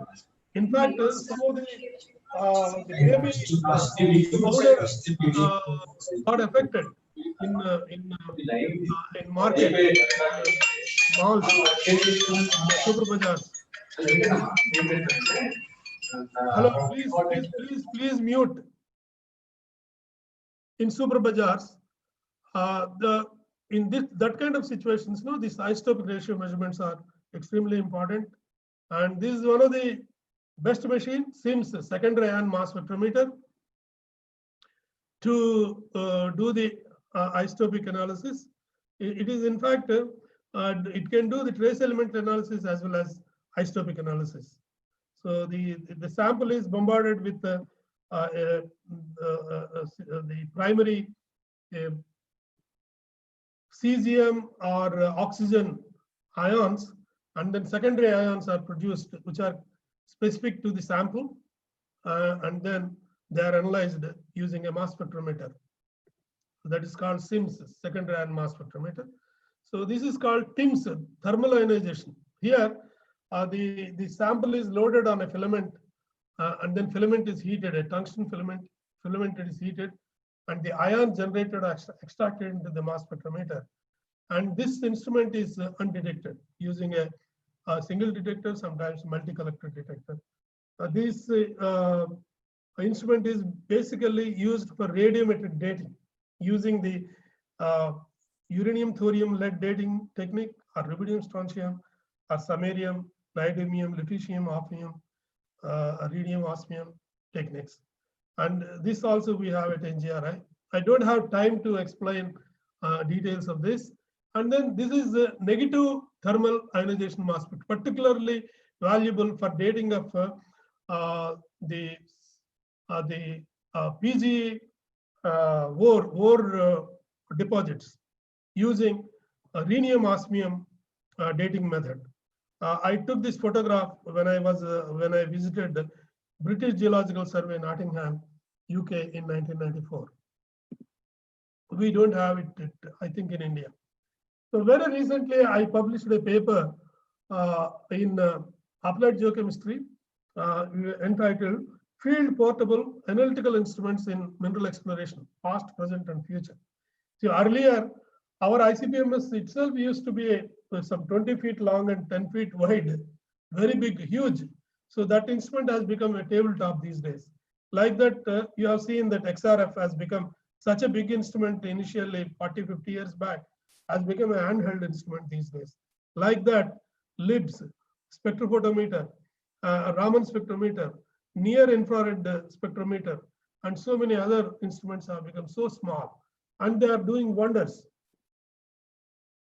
And if you look at the trend in geochemical research, probably the environmental research also holds good.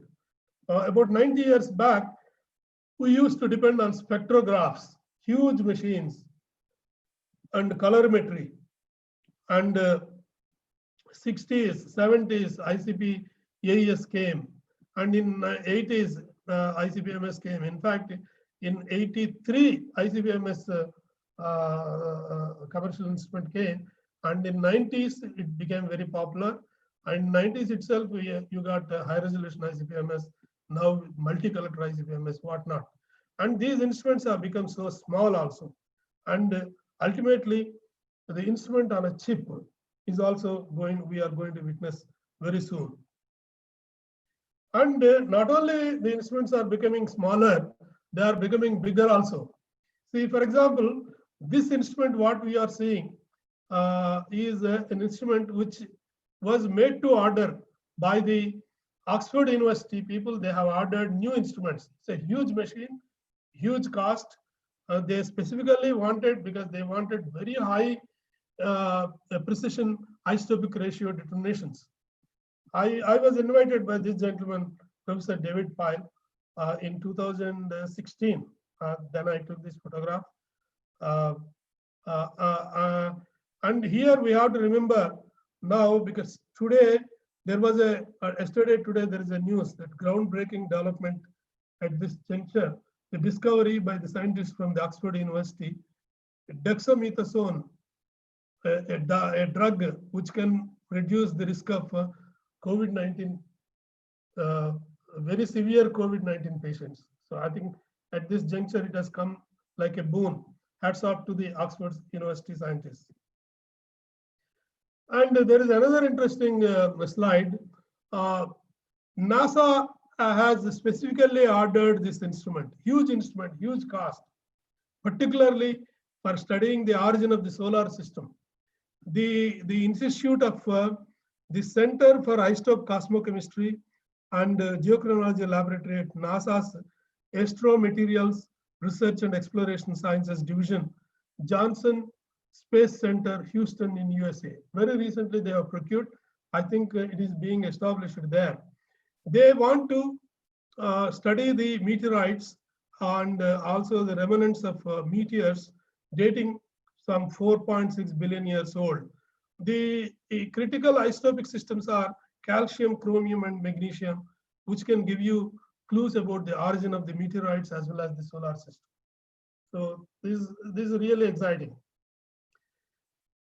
SHRIMP, we will now talk about the high sensitive, high resolution ion microprobe, which was invented by this gentleman called Professor William Compton of Australian National University.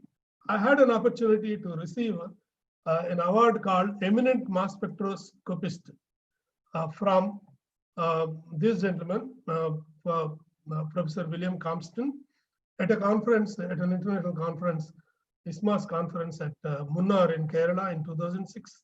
Then later on, he invited me to his department. I went in 2006 itself. I went, and then I spent some time. I even gave an invited talk in the department, and then he took me to the company to which he has transferred in fact, the university has transferred the technology to this particular company called Australian Scientific Company, where an instrument was in making. The applications of this instrument are innumerable. In fact, it is able to rewrite the timeline of our 4.6 billion years of Earth's history, evolution history of the Earth's crust. In fact, because of this instrument, the people of Western Australia, the Jack Hills metasedimentary rock, which gave an age of 4.4, which is the oldest rock, Bell et al., 2015.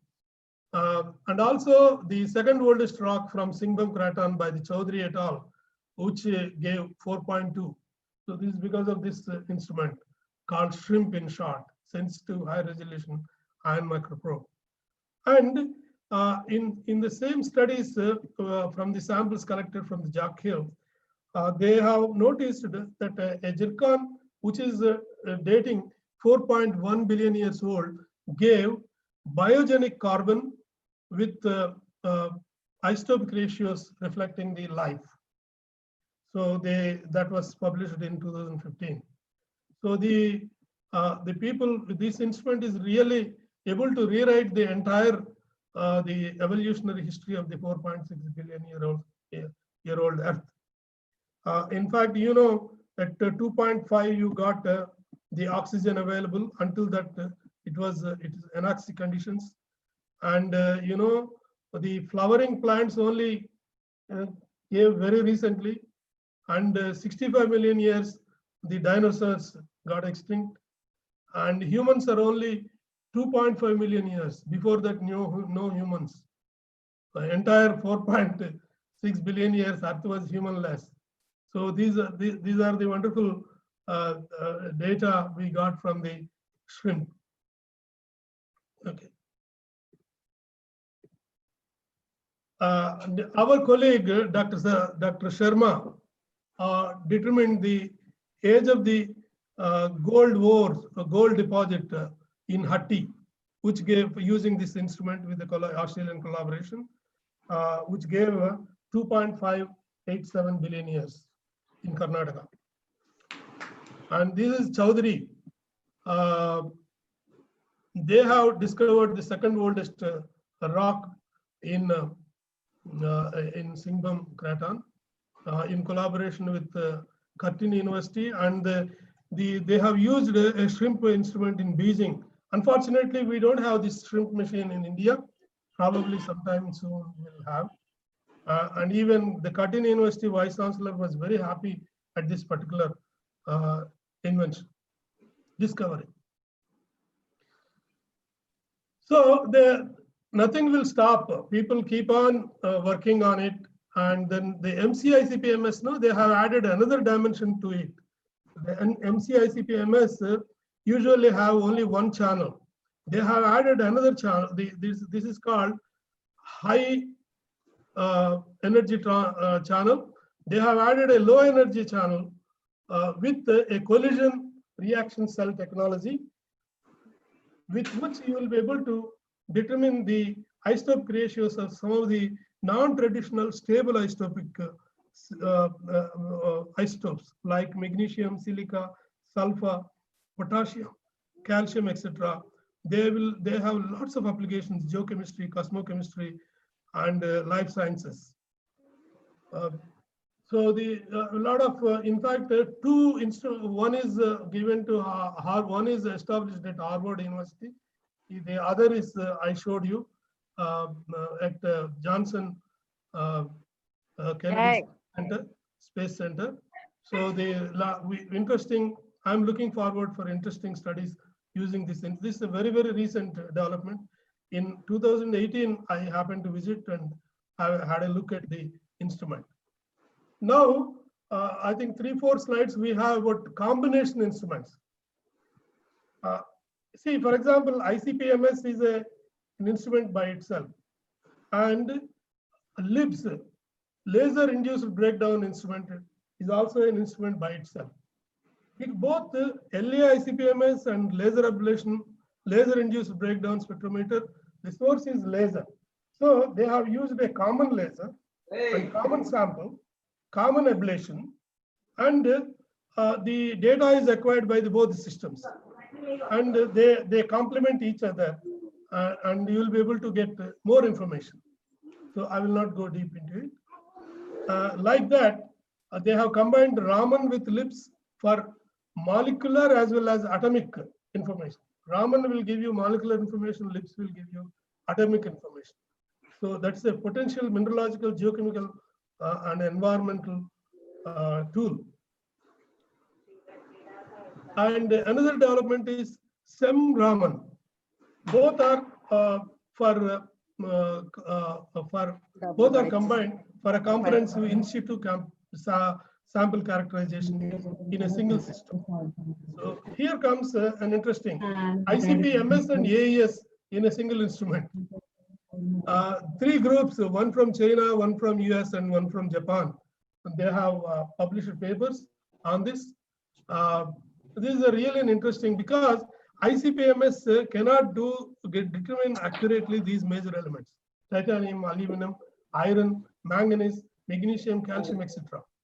Manganese can be determined, but not all other 4-5 elements. On the other hand, trace elements, ICP-MS is the best. For some of the trace elements, even ICP-AES is also best. If you have a combined system, then you have everything at your doorstep. So this is a wonderful instrument, and the data is really very interesting. Now we have another 3 slides on the planetary, remote geochemical studies. See, for example, this particular messenger X-ray spectrometer was sent to Mercury surface, where they could identify the sulfide-rich rocks. The Mercury surface contained sulfide minerals, unlike the feldspar-rich rocks on the moon. So that is made possible because of the X-ray spectrometer, which was sent on a mission to the Mercury surface. You know, the Curiosity, which was sent to Mars, contained LIBS Raman spectrometer, time-resolved fluorescence spectrometer, visible infrared reflectance spectrometer, color remote microimager, and a lot of other instruments.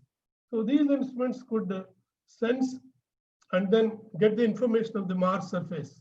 See, today, after all that research, Curiosity research, we could learn that Mars contained lakes, rivers, streams, like oceans appeared on the part of the geological history of Mars.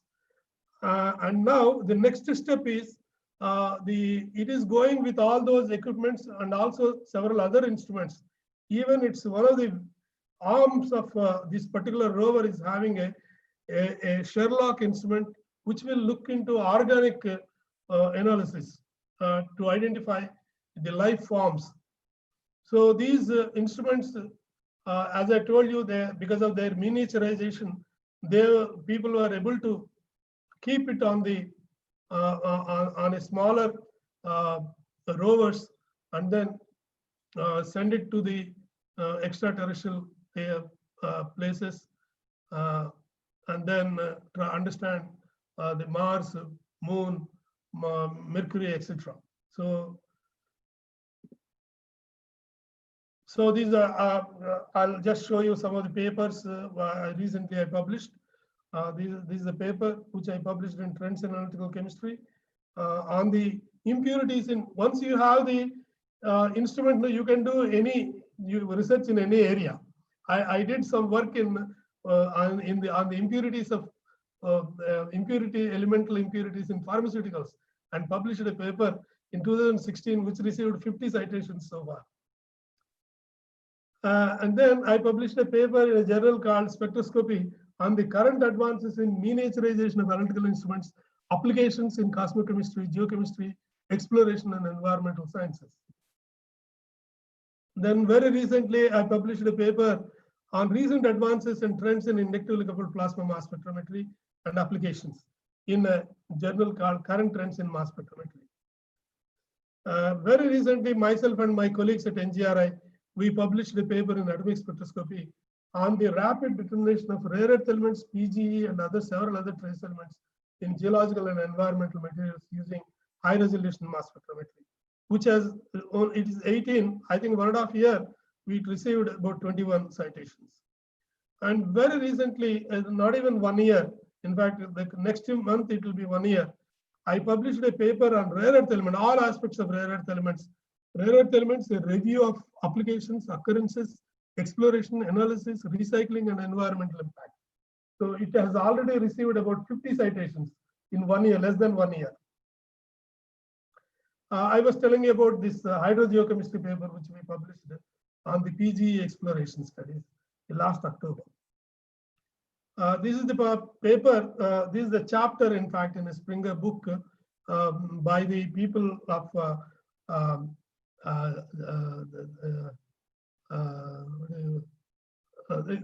the title is Environmental Impact of Platinum, Palladium, and Rhodium Emissions from the Autocatalytic Converters, a brief review, which was published very recently. And the whatever I spoke today, I made all this into a research paper, Current and New Emerging Analytical Techniques for Geochemical Studies, which is under a review with the Journal of Geological Journal. I think in about 3-4 months, the paper will come out. And very recently, I, along with the scientists of about 10 countries from North America, South America, Europe, Asia, we came out with a chapter, a book chapter entitled Emerging Contaminants, Analysis, Aquatic Compartments, and Water Pollution. So this is in press now.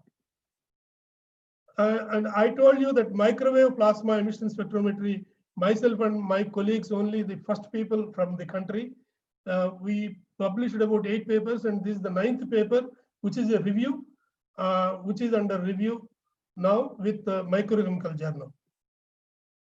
All these, most of these instruments, whatever I spoke, are available with NGRI. Anybody who has real interest, you may contact our director, NGRI. These are our colleagues, Dr. Sachinarayanan, Dr. Savant. Savant is my PhD student, he's my colleague. They are almost doing the same whatever I did earlier, helping everybody all over the country, even sometimes outside the country also. So my students, 2 of my students were on IODP project. Dr. Parjat Rai, right now he is working in the NCAOR Goa as a scientist. Dr. Subramaniam is working as a scientist at NGRI itself. Both are on IODP in oceanic drilling projects. They participated in these expeditions. So coming to the, I will just sum up. Enormous advances in atomic, nuclear, and mass spectrometric techniques consisting of flame AS, graphite furnace AS, ICP-AS, MP-AS, XRF, LIBS, INAA, and all forms of ICP-MS, and the combination instruments have contributed to the great understanding of different geological and environmental systems. Microanalytical techniques such as EPMA, laser ablation, ICP-MS, SEM-ADS, Raman spectroscopy, shrimp have made big contributions in both geochemistry and mineral exploration, especially shrimp technology will continue to reveal mysteries of Earth's history in future also. Use of coupled techniques like chromatography techniques coupled to mass spectrometer will throw larger throughputs and also comprehensive data acquisition, including speciation information, particularly useful in environmental studies. Miniaturization is the most notable current trend in analytical techniques. Their use in extraterrestrial studies is invaluable, and in mineral exploration studies on Earth, allow quick decision making and provide near real-time sampling guidance in the field. Having said all that, so I want to caution some of the people here. The geochemists, particularly the youngsters, must be careful not to be so blinded by the wonders of the modern instrumentation so as to ignore the traditional tools of our scientists. Low technology tools such as geological hammer, magnifying glass, optical microscope should remain as important and fundamental tools of modern geochemists as they were for the early geoscientists. Modern instrumental techniques must be used together with, not to the exclusion of, the traditional tools if geoscience is to contribute to extend its recent advances. Now you watch the how to break the rocks.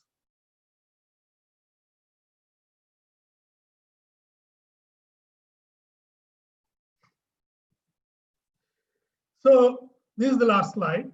There is no substitute or software or app for developing observational skills, particularly for the youngsters.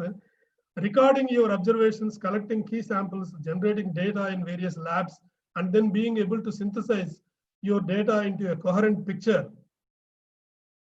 There is no substitute or software or app available. So you need to do yourself. So this gentleman is Robert Coleman, is an American geologist from the Stanford University, retired from USGS. His primary field of expertise is the formation and plate tectonic settings of ophelites and ultramafic rocks. Thanks a lot, and I wish all of you a glorious future. Thank you.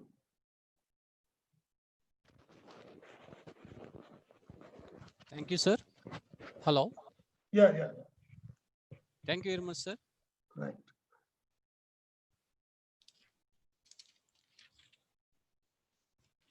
Yeah, very informative and elaborative presentation by our Balram sir.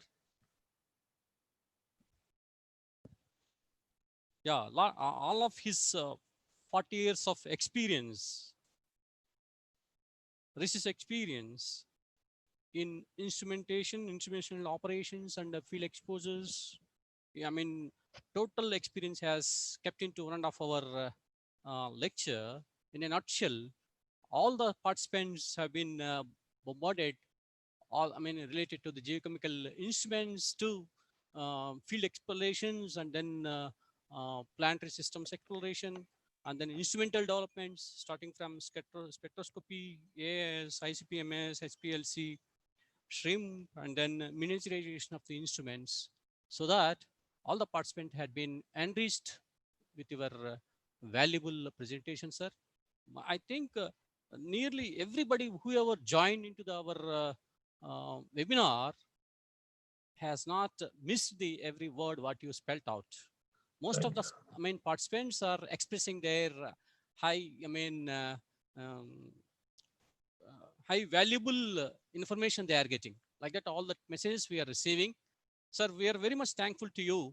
Now I request you, some of the questions has been raised by the participants.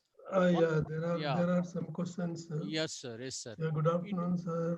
What yeah. are the most reliable method for the characterization of lithium? Yeah. Lithium, in fact, LIBS can give you very good information for lithium, not XRF. LIBS is the best, and if you are able to dissolve the sample, AAS also can give you, or ICP-AES, MP-AES, ICP-MS also.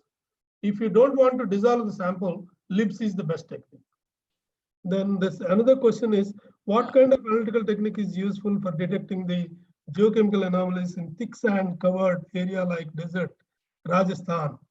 Actually, to my knowledge, the people have used the portable XRF also in while they were discovering the RE deposit in Rajasthan by Bhushan. But basically, you need to only see sometimes you may not be able to follow the rare earth elements, but sometimes you will be able to follow the pathfinder elements, and then take the guidance from the pathfinder elements, bring the sample to the lab, and then do it. But in a thick sand area, I think no instrument can work. It's difficult. Then another. Yeah, there is a question from T. Rajababu, sir. T. There is Rajababu. Give a groundwater sample, how many elements are measured at a time? Any number, 40, 50. There is no limit, in fact, these days. The instruments are so sophisticated. The scanning is so fast. Today, ICP-MS in 1 second, it can scan in 100 times the entire periodic table. So that is the kind of scanning speeds are possible. So you can determine about 40, 50 elements, provided you have a standard. See, for example, NIST standards, we have elements which are certified, about 25 elements are certified NIST standards. All 25 can be done. So it all depends on you are limited by the, handicapped by the standard, not by the instrument. And sir, geochemical studies, which instrument is the best analysis? Sedimentary rock. ICP-MS, ICP-AES is the best. Investigation and results using portable handheld instruments are acceptable. Yes, people have published. There are a number of publications these days, and only certain elements are acceptable. Not all. I can, if you contact me, you send a mail, I will send you full details. For example, copper, cobalt, you can it can be published. Zirconium, no. Hafnium, no.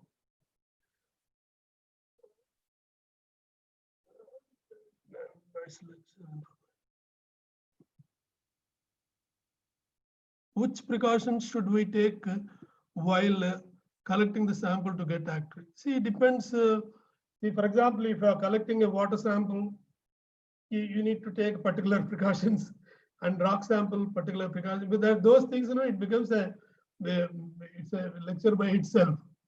So what technique instrument used to analyze radioactive elements in a mine? Radioactive elements in a mine. It's difficult.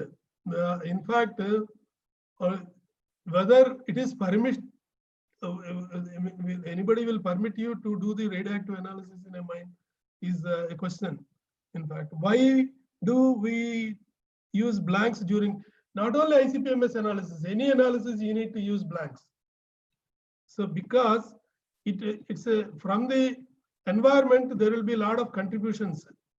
While, for example, while you are heating, some particles from the environment can also add up into your sample. So that is the reason you also run a blank. So in blank also that kind of particles will come, and then when you subtract, the error is nullified. As sir said, the leaching of gold can be detected underground water. So their elements are present in underground water, Deccan Plateau, which used for... No, it's not a relevant question, I'm sorry. Then just an update that large geometry, high resolution SIMS is now being installed in US, New Delhi. Yeah, that is Inter-University Accelerator Center under MOES funded national. Shrimp is now being available as it is not manufactured by ANU. It's not. Shrimp is not manufactured by ANU. It is manufactured by Australian scientific company. ANU has given the know-how to that, transferred the know-how to those people. And I think very soon you may have shrimp at Inter-University Accelerator Center. That's good, really good. Good evening, sir. Can you suggest me what is the best analytical technique for the estimation of ferrous 3 plus ferrous 2 plus in iron ore? No, titration is the best for ferrous 2, and ferrous 3 spectrophotometry is the best. And if you have ICP-MS or ICP-AS, they are the best, no doubt. Which mineral dating of carbonatite is apart from monazite? Which mineral can be used for dating carbonatite? Other than monazite, I think the bedillite and there are other, I don't know whether carbonatite will have bedillite or not. Why ICP-MS is losing the calibration frequently? Yeah, that's a problem. In fact, our instrument, we used to use do the calibration only once in 1 month or 2 months. It's something wrong with the instrument and you need to consult your engineer. And how do we check the precision accuracy ICP-MS and XRF? Only one sample, known sample, you analyze several times and calculate the standard deviation and then relative standard deviation, you will understand the precision. Which instruments are used to identify temporal changes of igneous rocks? ICP-MS, ICP-AS. Then what good digestion method for gold by GF? See, for gold, we found that the hydrobromic acid, bromine, and nitric acid, HCl combination is the best. If you require more information, you please Rukesh, you please send a mail to me. I will forward you those papers. So, what is the use of the dating technique? Uranium thorium dating technique. Of course, to date the rocks, to understand when these rocks were formed. And the uranium thorium dating is one of the very, very reliable technique, and most of the people are using these days. What is the best method for dating a BIF? I mean, it's a sedimentary sample. BIF samples, I cannot answer this question. If there is there any probability of finding some trace elements from water sampling in the mountainous region? Is there any possible probability of finding some? Yes, why not? See, once the water drops fall on surface means it takes some elements into it.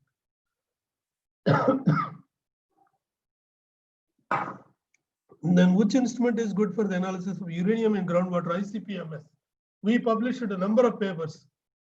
We did studies on the uranium in groundwater in Punjab, Rajasthan,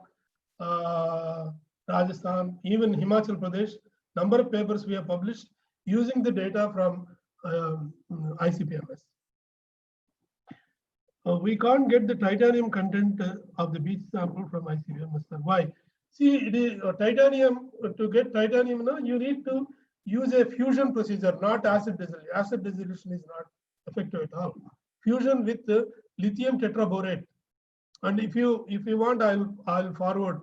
Either I will forward or my student, Dr. Parijat Tals, who is at NCOR, also can forward those details. Can gold mining be economical in seafloor? Today it may not be, but once the gold, the way the gold is, even in Corona time also gold prices are going up. After some time, the gold prices can be so high that even marine mining can be economical. I mean, that's a kind of a future extension. Sir, can we take your suggestion after the session for our PhD work, our future studies? Yeah, anytime you are Vasavi, you are welcome. You can contact me by my mail or WhatsApp or phone, whatever. I will be really very happy to help the youngsters. Now, which instrument is the best for the analysis of meteoritic rock? If the meteoritic rock mixed with earth soil, then how can we recognize? True, that's a tricky question. And the body has to be intact. You cannot get a powder sample and say that it's meteorite. And meteorites also, sometimes even terrestrial rocks are brought and then they say it's a meteorite. Once you analyze, you will understand whether it's a meteorite or a terrestrial rock. Because the mineralogy, the contents are so different from the terrestrial rocks. Even as I told you, the meteoritic rocks are rich in platinum group of elements. That's one indication. There are a lot of other indications. Which instrument is the best for zircon dating shrimp? Other than shrimp, SIMS, the secondary ion mass spectrometer, multi-collector SIMS. What is the best accuracy method for molybdenum, tin, and tungsten? Yeah, these ICP-MS is the best. Undoubtedly, not even ICP emission, ICP-MS is the best. What best dating method for molybdenum mineralization? The molybdenum mineralization, MC-ICP-MS, I've seen lots of papers.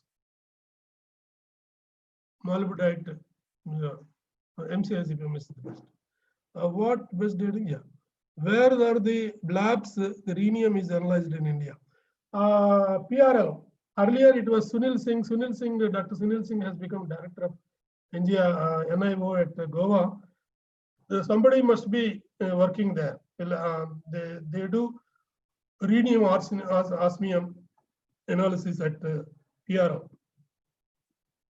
What is the best method to do monocyte dating? Monocyte dating, as I told you, EPMA and also the TIMS or any other MC-ICP-MS or shrimp can be used.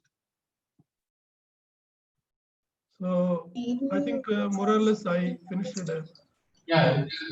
And other people, you please contact me if you have any doubt or if you require any of the publications, copies of, or any information, any help, you can contact me on my WhatsApp or my mail or my phone. Thank you all. Thank you very much, sir. Hello. Yes, sir. Yes. Hello. Yeah. Yeah. Thank you very much, sir. Yeah, it's all over now. Okay. Yeah. Hello. Anyone having any questions? You can send email. Yeah. To the speaker email ID. He had mentioned in first slide. The live webcast of this is going to be available in YouTube. We'll be giving the link. Okay. So, sir, we are very much thankful to you for giving more than 40 questions answers, and then in continuation of your 1.5 hour continuous presentation. Thank you very much, sir. Now I request Dr. Ramaneshri, Madam, Principal, University College of Science and Technology, to give her valedictory remarks. Hello, Madam. Sir, yeah, I can hear you. Yeah. Thank you, sir. Before I can give my concluding remarks, it's my duty to thank Dr. V. Balram, sir, who has given us an excellent presentation. And if you can see from the number of appreciations, almost everybody has sent in a message appreciating your lecture, sir, and they are happy with your informative presentation. And I think it is a successful webinar to the geology department and to the university as a whole. Thank you very much, sir. I thank you once again. And though I'm a biologist and I am also partly involved in environmental studies. During my MSc lectures, one of the teachers, while teaching the ecology class, he mentioned a statement that is, you cannot step into a pond twice. So that time, I could not understand what it meant exactly. But later on, when I went to take up my research, then when I asked my guide, then he said, if you do the analysis of the water 2 times you collect it, you will not be getting the same result. So from that, it has started off that what you say, curiosity or the inquisitiveness. So that simple statements can really ignite young minds to go ahead with their career, whatever area of specialization they can, they are willing to work in. And if we look at from that very statement, I can say that the environmental analysis, because since geology also is a part of environment, I can say that analysis and monitoring of it is a very challenging and a challenging task, because it is a dynamic field. And this challenging task, it starts from the sample collection, which should be the representative sample of the study, then the laborious sample preparation, then the from the complex matrices, then the cost of the instruments qualification, and also the quantification right from the ppm to the ppq levels. But from your lecture, from your informative presentation, you have shown us how these techniques over the years have started, that is right from the well-established methodologies to the what you say, emerging technologies. And also you have mentioned about what can happen later, that is the potential future research directions of the instrumentation and the techniques that can develop, so that they can help us in monitoring and analysis of the different ecosystems and the environments. And in your lecture, you have shown us right from the extinction of dinosaurs, how well the studies have established what can be the reason for their extinction. Then to the hazard assessment of the volcanoes, that is Mount Etna in Italy.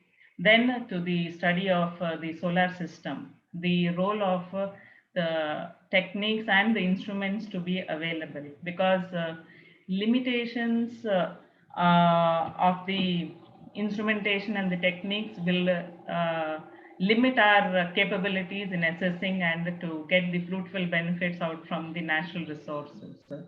I think, this area of specialization, it has defined itself into a well-established discipline, and it has developed into a profession which is it is attracting a different diverse group of members, right from environmental scientists to chemists to engineers to pharmacists. And through your session, starting only from geology, that is different mineral elements and the different ores, you have done an expansive study or extensive study in other areas also, to the pharmacy, to the environmental contaminants, and also the gold mine deposits and all, which is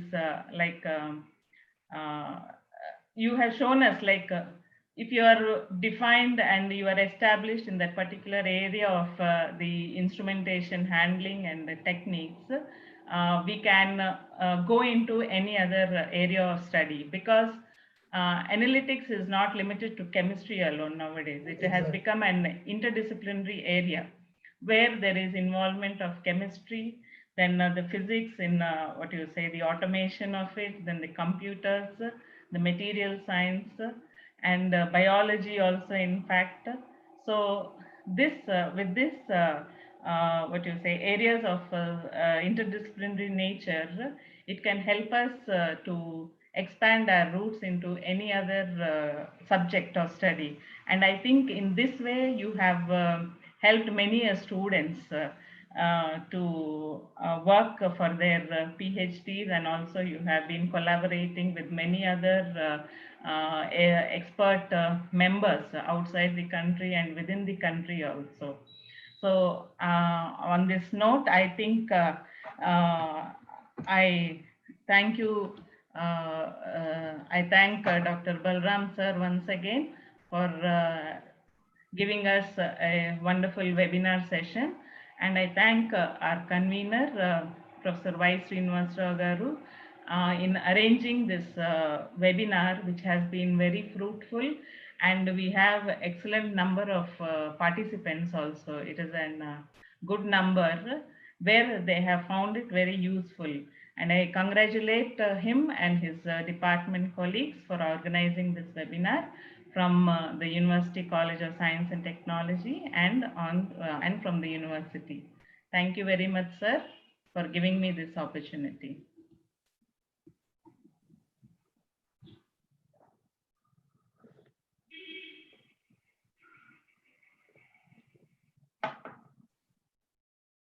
Yeah, thank you very much, madam, for your valuable remarks about the webinar and then the output of the presentation to the participants on behalf of the university. Now I am going to present the vote of thanks. Sir, check mic, sir. Srinivas, sir. Check mic. Hello. Okay. Now okay, sir. It's okay. Now it is okay. Now it's my privilege to propose a vote of thanks on this occasion. I, on behalf of Department of Geology, Adhikavan University, and on my own behalf, extend a very hearty vote of thanks to Dr. Balram Garu for accepting my invitation and giving his valuable presentation. Sir, we're all inspired by your presentation. Because of like you people who had done, hard work entire your 40 years of service in the land of NGRI, the NGRI is growing day by day, getting international ranking and recognition. Because of like people only, we are all inspired, and then we're all going into the further, explorations of the earth sciences. Thank you very much, sir, for your inspired presentation. I wish to express my sincere thanks to Professor Mokka Jagannatharao Garu for his immediate acceptance for conducting this program, giving valuable inaugural address by his personal experiences, expressing to the participants and providing necessary support for the success of this program. I express my gratitude to our registrar, Professor Gangarao Garu, and our principal, Dr. Ramneswari, for delivering their valedictory messages. Though Gangarao Garu, because of his non-cooperative health condition, he is unable to participate in the webinar. But our principal madam, Dr. Ramneswari, has given his valuable message to the participants. I wish to convey my thanks to head of the department, Dr. Nukaratnam, for introducing our Honorable Vice Chancellor, Professor M. Jagannatharao Garu. I also thank my co-faculty member, Dr. K.V. Swami, for introducing today's speaker, Dr. Balram Garu, by explaining his entire experiences to the participants. I would like to acknowledge the team of webinar organizing committee who worked for communicating to the participants and managing in successful arrangement of this webinar. Finally, I wholeheartedly thank the participants for participating in the webinar and actively raising questions and clearing their doubts for their future research works in question and answer session. Thank you, and rise for. I request all the participants and the panelists to stand for the national anthem.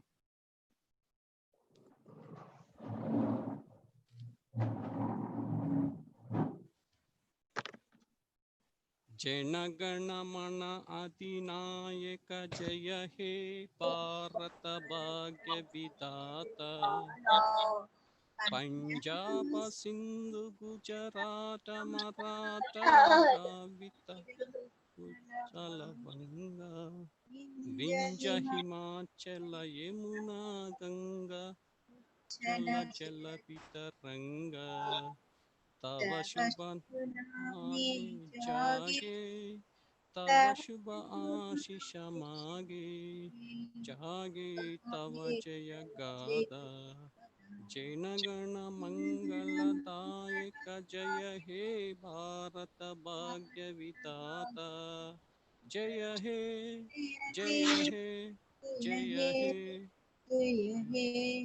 Jaya Jaya Jaya Jaya He. Thank you, sir. Thank you very much for your valuable presentation and panelists and our university officers. Thank you, sir. With this, I will conclude and thank you one and all.